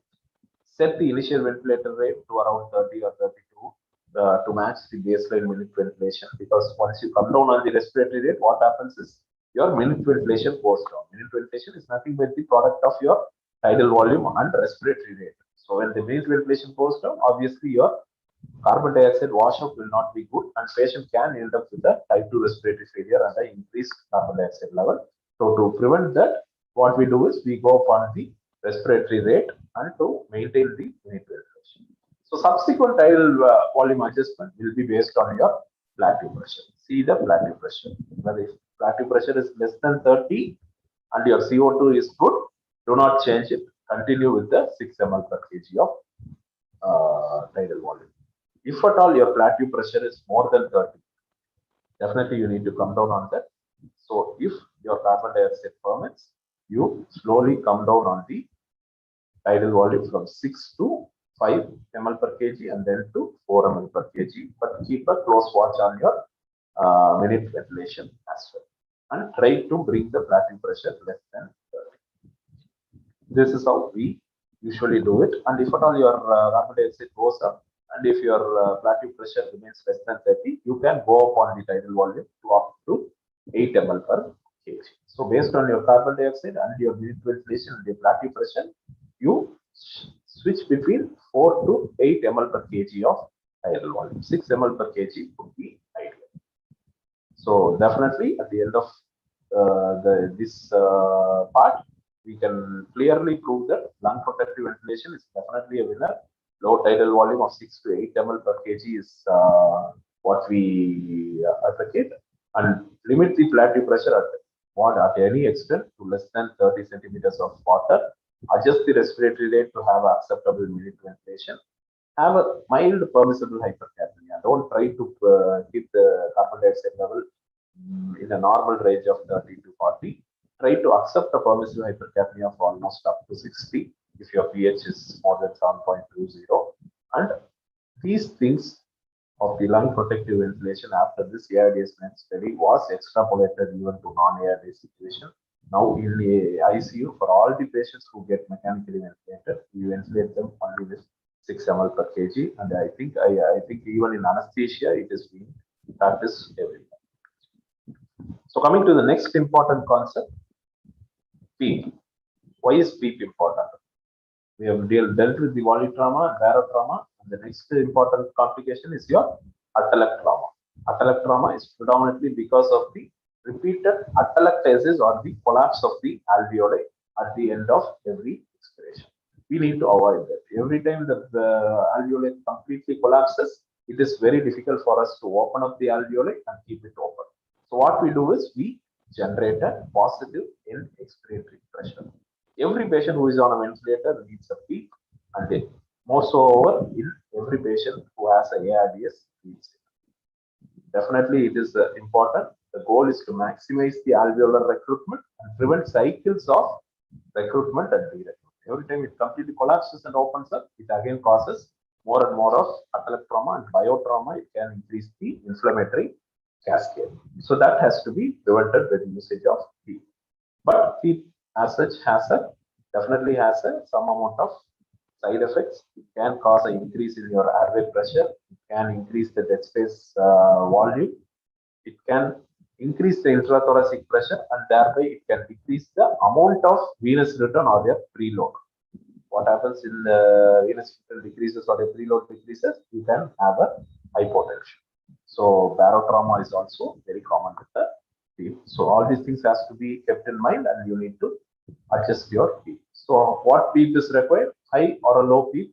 For all patients on ventilator, we keep PEEP around 4 to 5.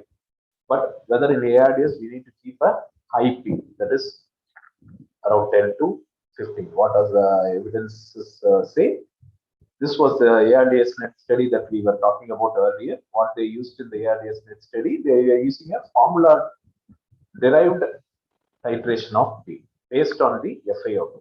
More and more the FiO2 required to maintain a saturation of more than 90, they started choosing more PEEP. So based on this table, approximately to say, if FiO2 is around 80, you keep a PEEP of 60. It is 0.2 into the FiO2.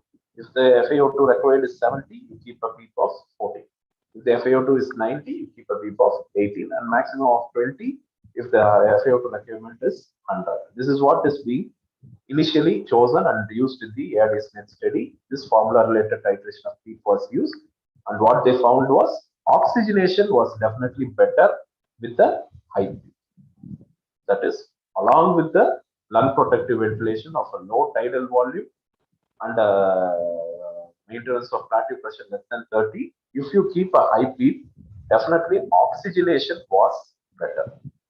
But what was found is there was no difference in the survival and no difference in the discharge rate between the lower and higher PEEP. So what they said, PEEP need not be used in all the patients, but in case if you have oxygenation, major oxygenation problem, try to go upon the PEEP to manage the oxygenation issues. So how do we select the PEEP and how much PEEP to select? We again come to this pressure volume curve. This is your stresses on the pressure volume curve that we were talking about earlier. As you can see, initially during inspiration, for the amount of pressure that is being generated, the tidal volume slowly goes up. It reaches a certain point where it suddenly increases exponentially for the same amount of pressure change. As you can imagine in a balloon, once you start inflating a balloon, initially for the few minutes or the initial few parts of expansion, you need to generate more pressure to open up the balloon. And once it reaches a certain stage, even with a small amount of blowing of air, the balloon distance very well. And it also reaches a certain stage, after which if you keep blowing the balloon, it bursts. That happens again with the lung also. It reaches a certain point where it again starts plateauing. It means that if you further increase the pressure in the lung, it can cause over distension and barotrauma. So this part in the inspiratory part of your pressure volume curve is very, very important. This lower limit is the point where you need to keep your PEEP, and this is the point which is called as the lower inflection point, where the compliance of the lung starts improving exponentially, and this is called as the upper inflection point, where the lung starts over distending beyond this point. So what we need to do is we need to ventilate the patient in between these 2 points, that is your upper inflection and your lower inflection point. And this point is very important to maintain your PEEP. Try to keep the PEEP above this point. If you keep the PEEP below this point, there are a lot of lung segments which are collapsed. This is the point where the lung starts opening up. All the collapsed alveoli starts opening up. So here, most of the lung parts are opened up, and here, most of the lung parts are closed. So we need to keep the lungs with the part where the most of the lung points are opened up. So always try to maintain the PEEP above the lower inflection point. So how do we identify that? Whether it is easy for us to identify with the ventilator, there are some ventilators which come with this pressure volume curve. They do a quasi-static pressure volume curve measurement with individual pressures. They try to monitor the complaints of the lungs, and they give a graph like this. And this was compared with the study with the CT, and they found that as the curve increases, the amount of lung that was collapsed improved predominantly, and it reached 100%. So is it easy for us to identify this lower inflection points? Definitely not. Even if ventilator gives you this graph, only 25 to 50% will have an identifiable inflection point. Other waveforms will predominantly be like this. It is very difficult for you to identify the point of lower inflection. So for us to keep the peak above that lower inflection. So based on the ARDS net approach, you keep the peak based on your FiO2 requirement, but that again has a lot of problems, because as we know, ARDS is a heterogeneous lung. There is a significant recruitable lung volume. Your PEEP will definitely open up alveoli and benefit the patient, but there are also very large amount of non-recruitable lung volume which can get hyperinflated and it can harm the patient. So identification of a potentially recruitable ARDS lung becomes important for us to keep PEEP. So how do you identify that? They tried it with doing CT in multiple patients. It is always very difficult to shift the patient with ARDS to CT just for study purpose. They studied a lot of patients with ARDS, and they found that the percentage of recruitable lung varied significantly with lot of patients, and predominant of them had a very low amount of recruitable lung. So studies came up comparing the high PEEP and the low PEEP, and this large study showed there was no statistically significant difference in mortality between a high PEEP and a low PEEP. So it was very difficult for us to decide on what PEEP to keep. Then came the concept of driving pressure. As we saw earlier, this is your pressure times scalar. This is the maximum peak pressure that we attain at any inspiration. And once you give the pause, what is measured is your plateau pressure. And this is the driving pressure that we are going to talk about. This is the difference between your plateau and peak. This is very, very important. And based on this study in 2015, they found out that this driving pressure, when maintained in a low number, can cause an increase in the oxygenation as well as sunlight. So based on this study, what they found is when you increase on the PEEP, your driving pressure will increase and your plateau pressure will increase. But if the driving pressure does not increase, that is, this driving pressure remains the same, even if you increase the PEEP, it means that this lung is more recruitable and they can have a favorable effect on your PEEP. But on the contrary, if increasing your PEEP gradually increases your driving pressure, your mortality is going to be high. And in those patients, the recruitability is very less. Usage of PEEP in those patients was less. So what is the driving pressure that we can aim? In the same study, it was found out that the driving pressure of around 16 showed an improvement in the mortality. So what we maintain is you maintain a PEEP and see to that the plateau pressure above the PEEP, that is your driving pressure, does not cross 16 centimeters of water. So based on this, we can titrate your PEEP. This is your pressure times scalar. This is your PEEP. This is your plateau pressure. This is your peak pressure. This is your driving pressure. What you do? Increase your PEEP from 5 to 10. Increasing your PEEP from 5 to 10, if it does not increase your driving pressure or your delta P. See, as in this, your delta P actually comes down and your plateau pressure is maintained. This PEEP is good. It has recruitable lung. So in these patients, you can keep a high. But when from this point, you again increase the PEEP from 10 to 15. If it causes an increase in delta pressure and an increase in plateau pressure, it means you are overinflating the lung. So in these patients, it is better not to increase the PEEP. So from 5 to 10, from 10 to 15, these things happen. Definitely 10 is a good PEEP, but 15 is not a good PEEP. You keep PEEP somewhere in between 10 to 15. See your oxygenation improvement, and based on that, you can maintain the PEEP at that level. So it is PEEP is initiated based on oxygenation level as per ARDS protocol, and it is titrated based on the compliance of the lung, and no effect on the driving pressure with the change of PEEP. Titrate PEEP to get the lowest driving pressure, that is somewhere around 16 centimeters of water. So as a conclusion, whether you need to keep PEEP or not, there is currently no evidence that a high PEEP strategy is beneficial when applied to unselected ARDS patients. That is patients in whom you know whether lung is recruitable or not. And anatomical recruitment with PEEP is very variable. So high PEEP may be justified in some subgroups. There is no easy clinical way to identify a PEEP responder. C for improvement in saturation. If increase in PEEP causes an inadvertent increase in plateau pressure, definitely it is bad. Drop in tidal volume, it indicates over distension.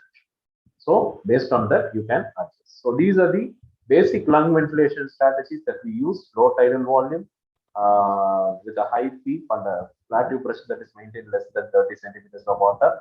Ideally, this patient should improve with this amount of lung treatment maneuvers. If they are not improving, then we have to go for what is called as a rescue or salvage measures for refractory hypoxemia. What we have for that is inverse ratio ventilation, recruitment, early proning, and ECMO. Out of what are the evidence that we have for this, we just discussed. First is the inverse ratio ventilation. As we all know, we set up some amount of IE ratio. We give some time for the patient to have inspiration, some time for the patient to have expiration. We all know that expiration is a passive process. It needs more time when compared to inspiration. Once you start coming down on the expiratory time, what happens is that alveoli doesn't empty completely. It starts accumulating more and more amount of air at the end of expiration, and it can cause autopsy. So always what we keep is IE ratio of around 1:2.5 or 1:3 to maintain adequate expiratory time to remove the carbon dioxide completely. But what happens in ARDS or in patients who have a complex problem or oxygenation problem, what was tried was they started increasing the inspiratory time. They gave more and more time for the inspiration, more and more time for the collapsed alveoli to be opened, or the alveoli more and more, to have more alveoli taking part in the oxygenation process. So that was tried, and what they did, they prolonged the inspiratory time. It sometimes improved the oxygenation by allowing regions of lung that require more time to open, that is your slow alveoli. When the inspiratory time surpasses the expiratory time, that is 1:3, it becomes 1:2. Then we come to 1:1. Inverse ratio means it inverses. That is, we give a ratio of 2:1 or 1.5:1. That was studied in multiple studies, and despite improvements in oxygenation, it did not show improvement in meaningful outcomes of ARDS. So definitely inverse ratio ventilation is not recommended, but you can have some amount of decrease in your expiratory time to increase give more time. What we use is somewhere around 1:1.8 to 1:2 or 1:1.5, but definitely not an inverse ratio ventilation. Next concept is recruitment. What is recruitment? Recruitment is the opposite of collapse. Once the lung completely collapses, you need to open up the lung. So the aeration of unaerated lung units to take part in the gas exchange is called a recruitment, and it causes opening of collapsed alveoli or drives out the edema fluid. This is a process, and for that, what we do is a maneuver called recruitment maneuver. This is intermittent brief application of a high transpulmonary pressure to open up these unaerated lungs. What we give is an increase in your transpulmonary pressure. It can be done with multiple ways.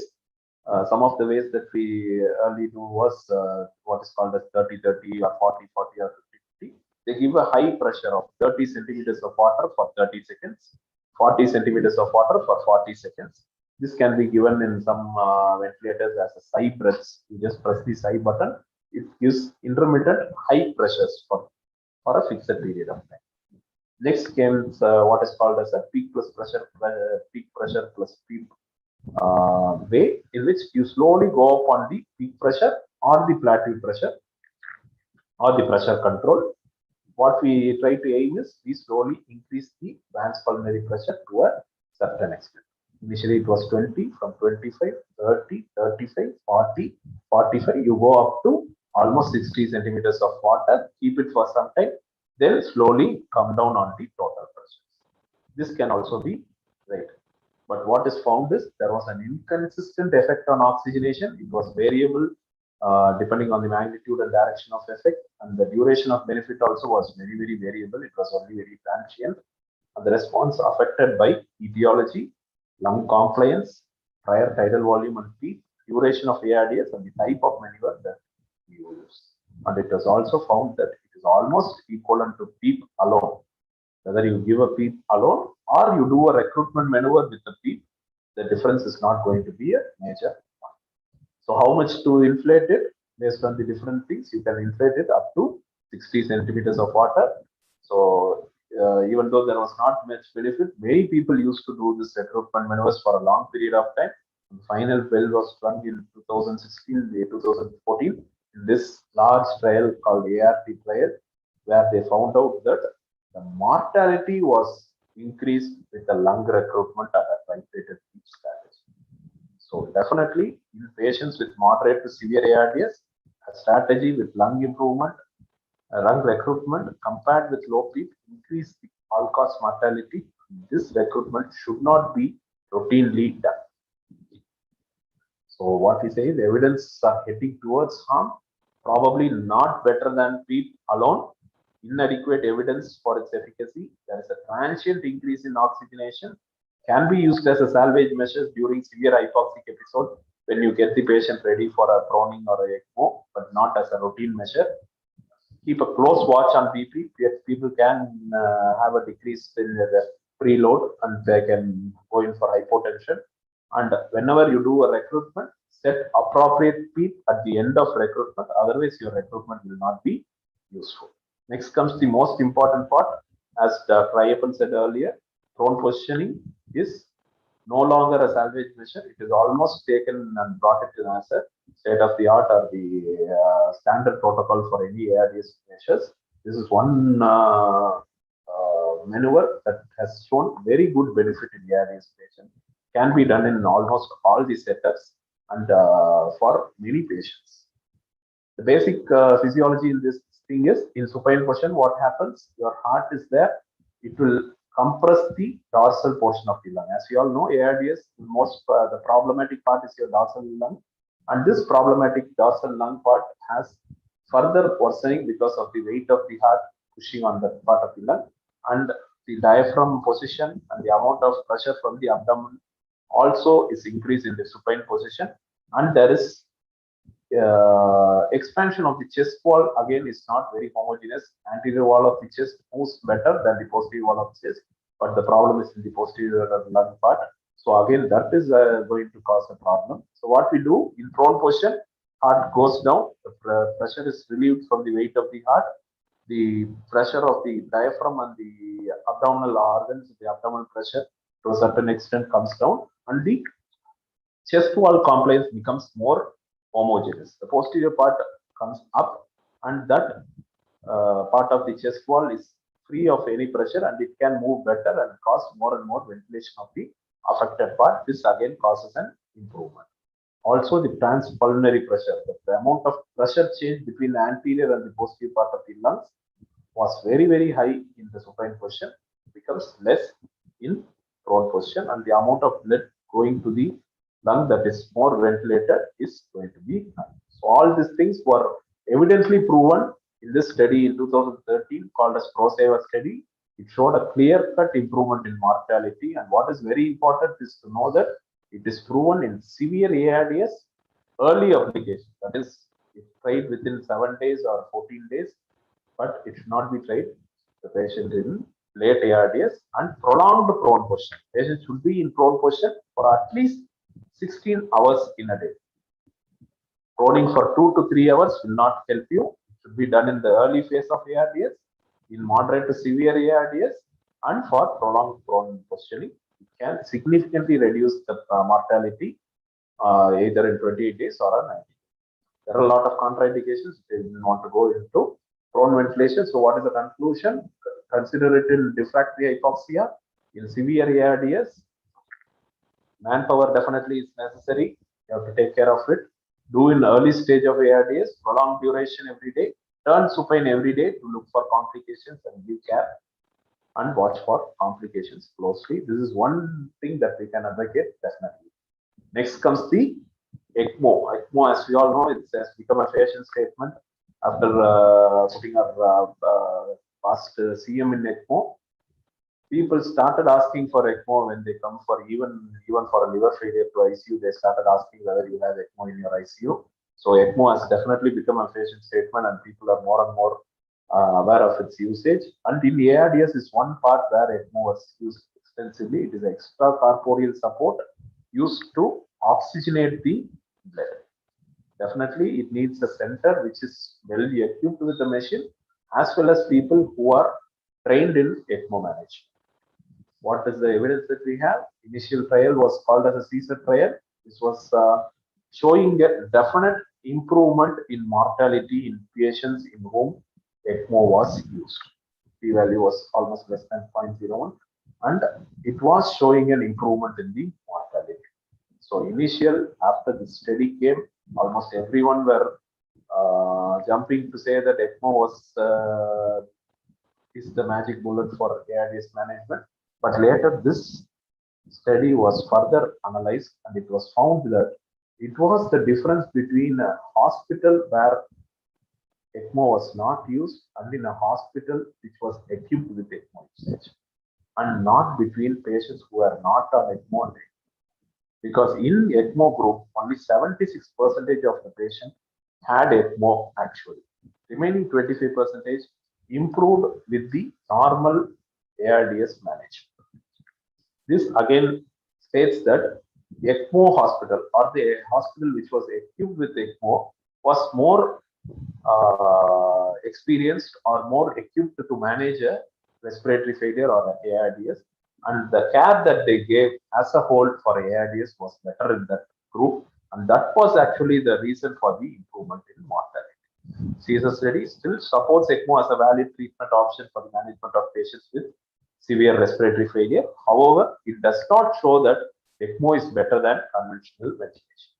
This study does highlight the importance of involving specialist units, effective lung protective ventilation, and ECMO as an option in refractory respiratory failure. So then came the most important study, all-year study. This was a more properly done study, and all the patients in ECMO group had ECMO, and this didn't show a significant improvement in mortality. And at the end of the study, it was clearly shown that ECMO has benefits which are not clear. It can be considered in refractory hypoxia, not responding to prone ventilation, in early ARDS, and has severe complications. It needs expertise to use it. Next comes the neuromuscular blockage usages in ARDS. As we all know, ARDS is the oxygenation problem. Most of the patients in ARDS, we tend to use neuromuscular blockade, but still there was a study called Accuracy study, which showed a mortality benefit in usage of relaxant, which was a surprise for many of them. They used cisatractinium for the first 48 hours of ventilating these patients, which was disproven in the following trial called as the ROSE trial, which was not associated with any mortality benefit. The other thing that can be used in ARDS is the high frequency oscillatory ventilation. It was predominantly used in pediatric patients, and it was extrapolated and used in many adult patients as well. As we all know, it uses ventilation with a high frequency and a low tidal volume. Thereby, the theoretical advantages can have a high mean airway pressure. It provides PEEP effect, prevents collapse, and limits over distension. Whether this was all obtained in the practical view, in the OSCAR and the OSCILLATE trial that we had on this HFOV in ARDS, it was clearly proven in the OSCAR trial that there was no major advantage. But what happened in OSCILLATE trial is there was more mortality with the usage of HFOV when compared with the normal patient. This brings us to the thing that HFOV is not recommended for ARDS. It can be dangerous. Next, if patient has dysynchrony because of double triggering, ineffective triggering, or flow dysynchrony, please try to do it. So putting it all together, whatever evidence-based and the practices that we know, treat the cause, that is most important. Other supportive routine ICU managements are also important. Mode doesn't matter, volume or pressure control. Calculate patient's predicted body weight. Set the tidal volume as 6 ml per kg. Set your respiratory rate for the adequate minute ventilation. Maintain the plateau pressure less than 30 and set FiO2 on team to obtain a saturation goal of more than 88%. If still hypoxic, rescue measures, recruitment not much useful, inverse ratio ventilation, be very careful. Two things that you can definitely use is early proning and ECMO. HFOV do not use, and neuromuscular blockade, if at all using, use it in the first 48 hours. These are all the ventilatory management. Coming to the non-ventilatory management of ARDS, one of the most important study was the fluid-related study, which compared the conservative and liberal strategy. They use CVP or the pulmonary artery pressure to monitor. What they proved is in a group where cumulative fluid balance was maintained, either euvolemic or a slightly negative balance, the mortality was less, and the ventilator free days and the ICU free days were more. So what we suggest is do not push in more fluids for these patients, even if they have hypotension. Try to use early vasopressors and try to come down on the fluids. Next important thing is your steroids. Lot of questions everywhere about ARDS, especially after this COVID. Steroid usages are advocated for ARDS as a whole. But before COVID era, steroids usage, multiple studies were done, and almost all the studies showed either a mild improvement or equivalent to not using it. But this one study done by Meduri showed a very good improvement with the steroid, and it was a well-planned study.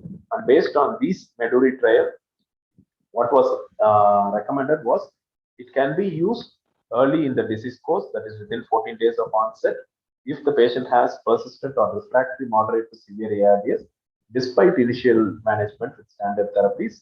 Prolonged course has to be given with slow tapering. Drug of choice is methylprednisolone, and beware of the side effects. So what dose you use based on this study, Meduri trial, loading dose we give 1 mg per kg. The first 14 days, 1 mg per kg per day. From day 15 to 21, 0.5 mg per kg per day. 22 to 25, 0.25 mg per kg per day. And from 26 to 28, you come down to further less and stop. So this slow and prolonged course of tapering is important in these patients. Inhaled nitric oxide, it was tried, but definitely this time you may say no to this nitric oxide. There is definitely no benefit. So as we can summarize, whenever you put a patient on ventilator, if a confirmation of ARDS is done, always maintain a tidal volume of 6 ml per kg, plateau pressure of less than 30, PEEP of more than 5, but determine it based on the compliance. Check for hypercapnia, higher level of PEEP if oxygenation is still less. Go for a neuromuscular blockade and prone positioning, and if still nothing is improving, then you can try your ECMO. This is the most practical form of way in which we can treat the ARDS. These are some of the landmark trials in ARDS. These are the trials that I based my talk on. You can go through it when you have time. Thank you. So I see you. Thank you, sir. I think thank you for the opportunity again. You can take it. Thank you, sir. Thank you for the excellent lecture on the ARDS ventilator management. We have some queries, sir. One is neuromuscular blocking agents in ARDS ventilation. How useful they are? Yes, sir. As I said, it was a good study done in called as accuracy study, which showed there was an improvement in mortality. Mortality benefit is very, very difficult to attain in any studies, and whenever you have a mortality benefit, you give more importance for that study. And this is one study which showed that initial 48 hours of ventilation in a ARDS, when you use muscle relaxant, they definitely showed the improvement. But later another study came which showed that that amount of mortality benefit is definitely not there. But practically saying, any patients on ARDS, with ARDS on ventilator will definitely be on a high PEEP, on a high FiO2, and when they start having their spontaneous breath or when they start moving, what happens is they de-recruit very rapidly. So to prevent this de-recruitment, most of us continue them on the relaxant. It is better to continue them on relaxant at least till they come down on PEEP requirement. We ideally stop relaxant when the PEEP requirement comes below 10. Sir, is there any role for IV interferon therapy in ARDS management? No, sir. No definite role for it. Actually, some questions you have already answered, like time frame for prone positioning, open lung concept and all. Can you just highlight something on permissive hypercapnia, which is a very important question for the MD postgraduates?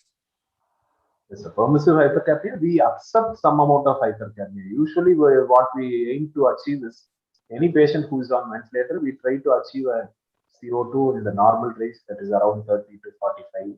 But there are some places like this ARDS management in which you need to ventilate them with a lower tidal volume. And by reducing the tidal volume, what happens is your minute ventilation goes down, and obviously your carbon dioxide starts going up. But don't worry about the carbon dioxide. What is more important for us is ventilator-induced lung injury, which can be either a volutrauma or a barotrauma. So we need to be more careful on preventing them rather than worrying about the carbon dioxide. So what it is stated is some amount of increase in carbon dioxide, that is maybe up to 60. Up to 60 of carbon dioxide can be accepted if your pH is good. If pH is very less, like 7 or 7.0 or 7.1, then you can have some amount of compensation with your tidal volume and try to bring down the carbon dioxide. But if your pH is definitely 7.2 or more, accept a carbon dioxide of around 60 and keep ventilating the patient with a lower tidal volume. That is what is called as permissive hypercapnia, and it is well validated in the ARDS.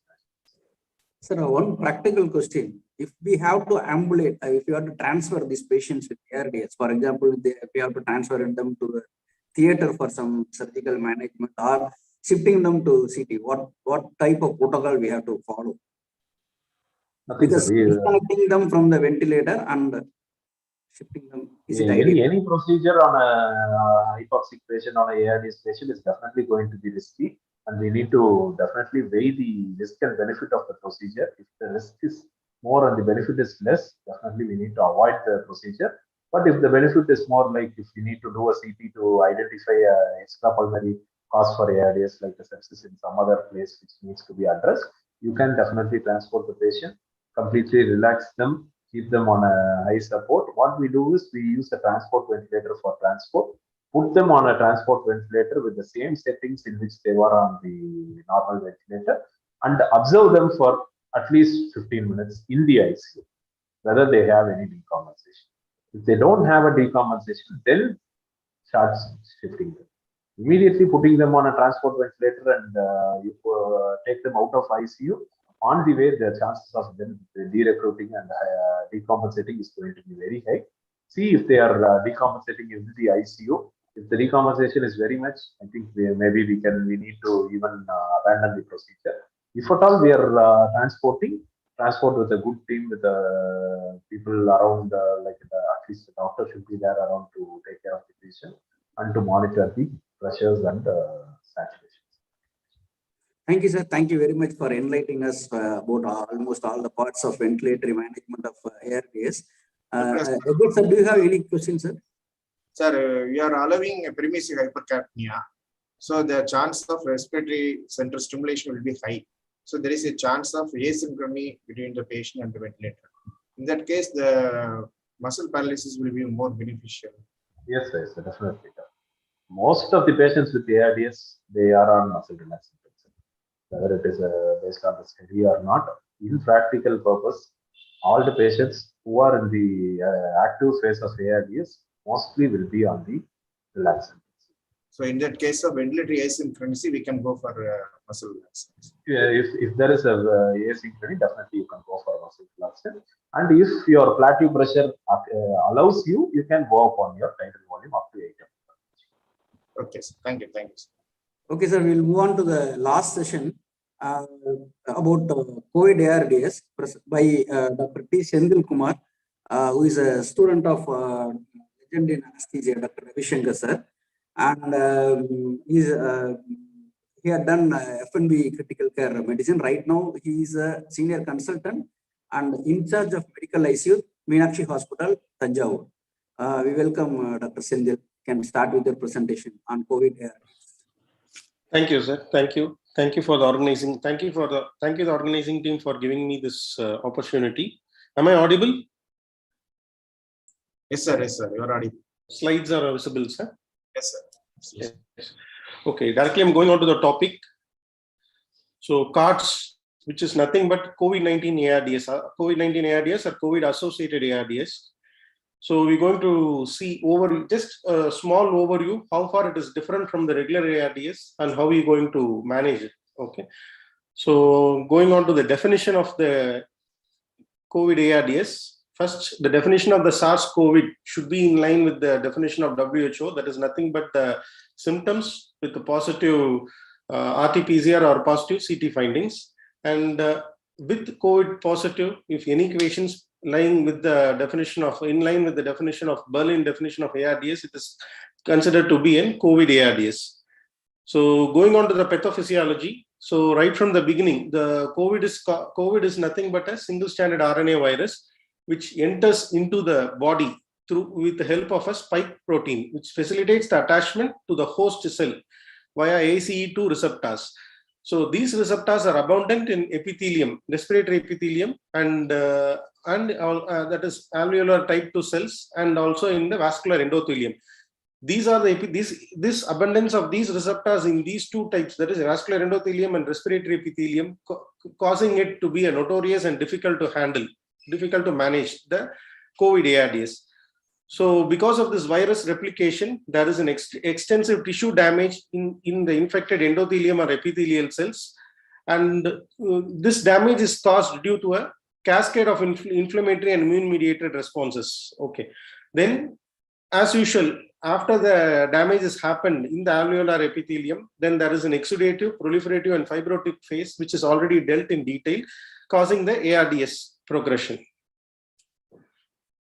And what makes this COVID ARDS more dangerous is, before going to the COVID ARDS, so on ARDS, again to overview on it, so the ARDS could be due to either pulmonary or extrapulmonary cause. Pulmonary cause is mainly due to a direct alveolar damage, and extrapulmonary cause is to vascular endothelial damage and leaky capillaries, and more of an inflammatory process. So in COVID ARDS, both this, which is concomitant to the typical phase of ARDS, but what is making it more complicated is immune-mediated immune cell invasion and activation occurs in COVID ARDS, which causes both, direct and indirect presentation, indirect pneumonia, that is direct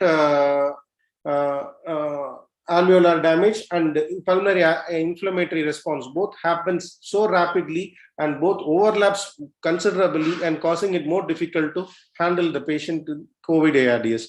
So what it causes is immune cell invasion and activation, augmentation of massive inflammatory cascade will happen, cytokine flooding and cytokine induced immune dysfunction, and the main thing is impaired alveolar epithelial healing, which happens for a prolonged period of time, which making it difficult to treat the COVID ARDS patient. And all these things causes diffuse, along with the alveolar damage, there will be a vascular endothelial damage, and because of vascular endothelial damage, the most important is loss of hypoxic pulmonary vasoconstriction, that is redistribution of blood from hypoxic portion of the lung to the non-hypoxic portion, which is highly hampered, and formation of mycothrombi and pulmonary vascular occlusion. All these things leads to increase in both shunts and dead spaces. Hence, this vicious inflammation and hypoxia, which happens hand to hand at a very fast rate, leads to multi-organ dysfunction. More than ARDS, the multi-organ dysfunction, which is likely to be the cause of higher mortality in patients with COVID-19 pneumonia ARDS. So coming on to the phenotypes or clinical presentation.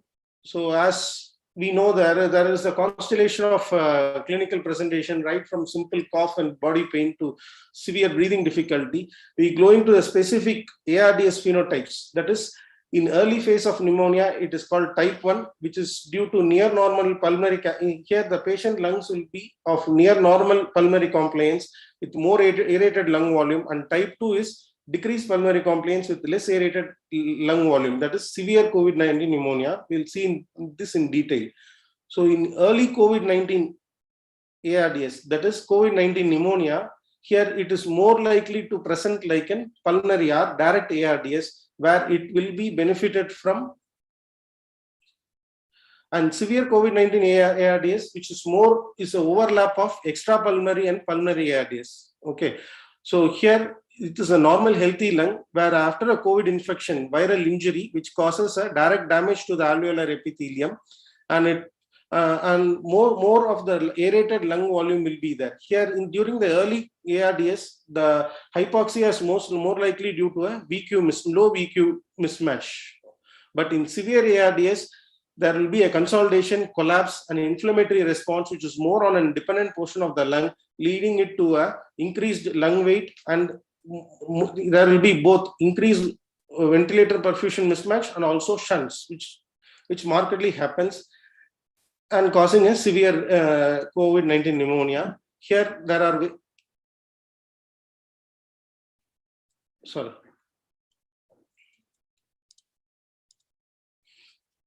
So here in this study was done showing that type 1, where they have done a CT and also calculated various parameters, and they found out that in type 1 the lung mass will be less, and the gas volume, that is aerated volume of the lung, will be more, and the respiratory compliance is more in type 1 type 1, that is the early phase of the COVID-19 pneumonia. But in late and severe phase, where the lung mass will be very high and the gas volume, that is aerated volume, will be very low, and respiratory compliance is also very low. Okay, so based on this, during the early type, the ventilator strategy will be different, and during the severe COVID ARDS, the ventilator strategy will be different. So coming on to the management of this. So before going on to the management, so even though there is a clear-cut delineation of type 1 and type 2, but in clinical presentation, the clinical delineation of type 1, type 2 may not be that much easy. So most of the time when the cases are present to our critical care setup, the patient will be presented in the type 2 or severe COVID ARDS, where it is very difficult to handle at this time.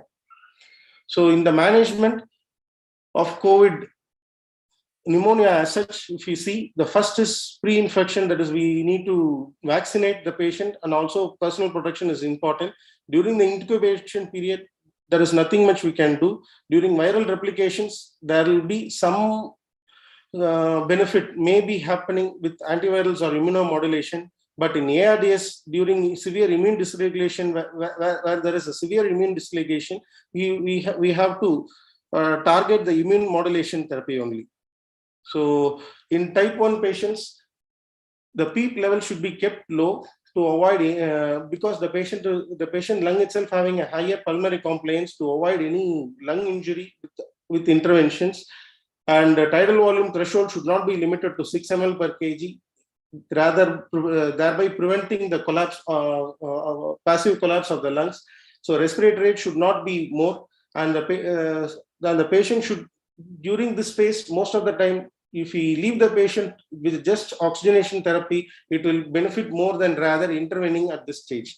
So type 2 patient, that is severe ARDS patient, standard treatment for severe ARDS is in par with that of which has already been discussed, like lung protective ventilation, prone positioning, and relative high PEEP may be helpful in this patient. So we now, in this era of COVID, we are encountering the patients more in severe stages only, that is type 2 only. So going on to the other therapy, so here antiviral therapy, which initially showed that there is a reduction in median recovery time, but recent trials shows that there is very little or no effect on hospitalized patient and as indicated by no difference in overall mortality or initiation of ventilation or duration of hospital stay. Steroids beneficial, but the time duration to when to start steroid and how long should the steroid be continued is not clear. The evidence is not clear, but it has to be individualized according to the patients. Like when you are receiving the patient, at what stage the patient is in. But many studies have clearly shown that the role of steroid is beneficial when there is a high when the oxygenation therapy is required. And other thing on steroid is what steroids to start, whether to start at dexamethasone, hydrocortisone, or methylprednisolone. But there is no clear evidence of benefit of one steroid anything, but steroids is beneficial. That is what the final outcome of all the evidences shows. Anticoagulants, still there is no clear evidence of anticoagulants. That formation of microthrombi, yes, it is causing a clear-cut damage to the lung. Hence, it has to be stopped. So anticoagulants has to be started for the patients who are on high oxygen, who requires high oxygen therapy in order to prevent the recurring of more and more physiological dead spaces. And antibiotics, if suspicion of superadded infection, hence it will be helpful. Immunomodulation therapy, no clear clinical benefit according to the latest COVACTA trial. Initially, anti-interleukin 6, that is tocilizumab, shows to be beneficial, has some mortality benefit, but later on it shows nothing much. Comparing to placebo trial, and still more studies are going on, like targeting a specific interferon, which is interferon 2 or interferon 3, which is signature for COVID ARDS, where interferon 2 and 3 levels are more high in these patients. So targeted interferon therapy is on research, still in the research stage. Whether these researchers will put some light on us for managing the ARDS. And fluid management, coming to fluid non-pharmacological therapy, fluid management. Fluid restriction in ARDS improves pulmonary function and less ventilation days as it is been similar to that of regular ARDS management. ECMO and other organ supports also show some benefits in managing COVID ARDS. So to conclude, COVID ARDS, the syndrome of ARDS serves as an umbrella term, while COVID ARDS is a specific disease, but there is no disease-specific treatment for it. And treatment mostly is supportive, includes lung protective ventilation. So how long we should give lung protective ventilation until we control the inflammatory responses, that inflammatory response and cascades that causes the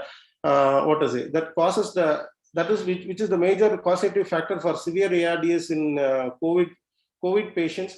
And once the inflammatory response and cascade comes down, then only the lung healing will start. That is the alveolar epithelium, type 2 alveolar epithelium. It starts repopulating the lung and makes the lung integrity and starts the lung structural integrity.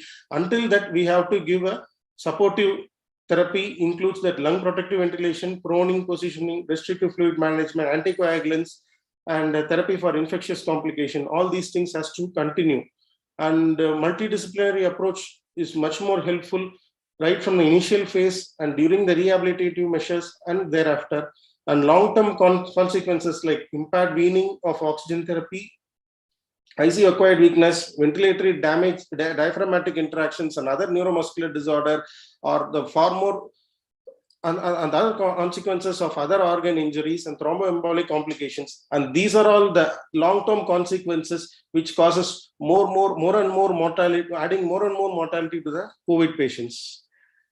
So how to control? At present, how to control the COVID is by either first and foremost is personal protection, vaccination, and rather than getting infected and treating it. Thank you.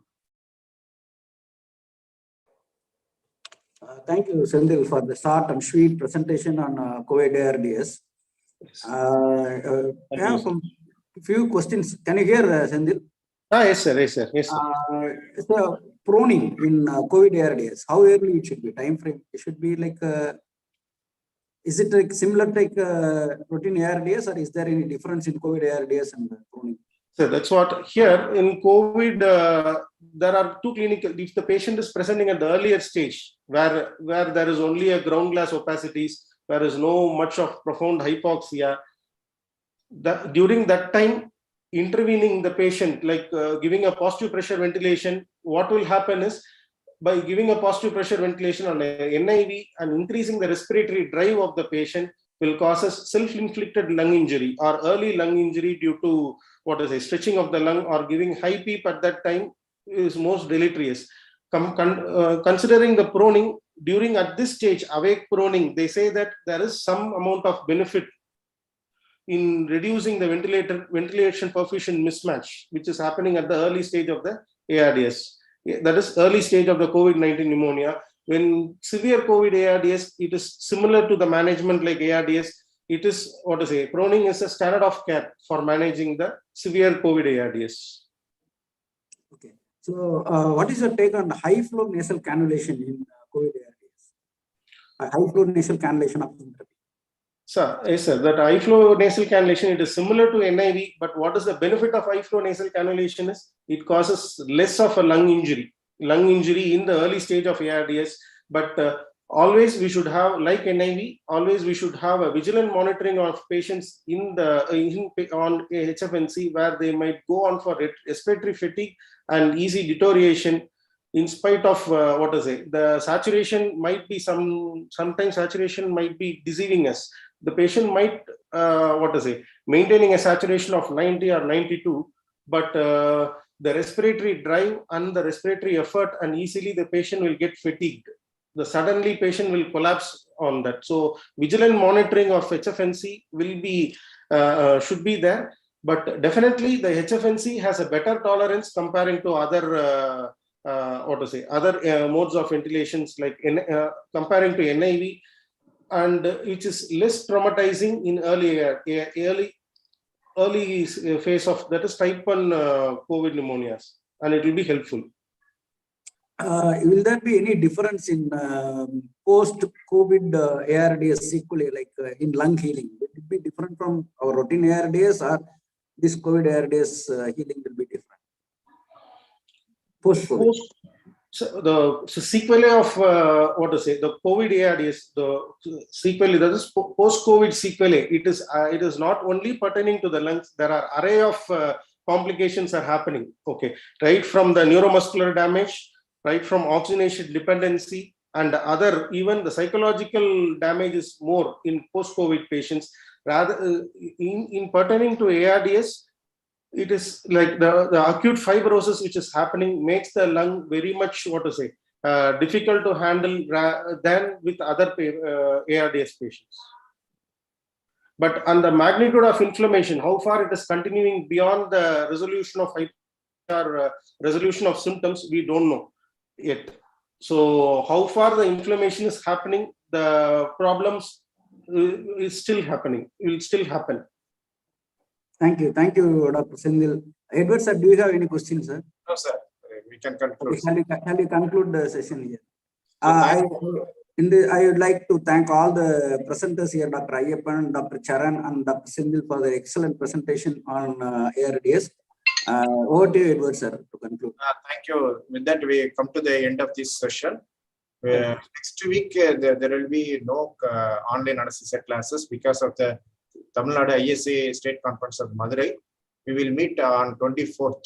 So I thank the Akrula and A1 Rajiks and also the Anesthesia TV and the presenters of this session, Dr. Senthil, Dr. Charan, and Dr.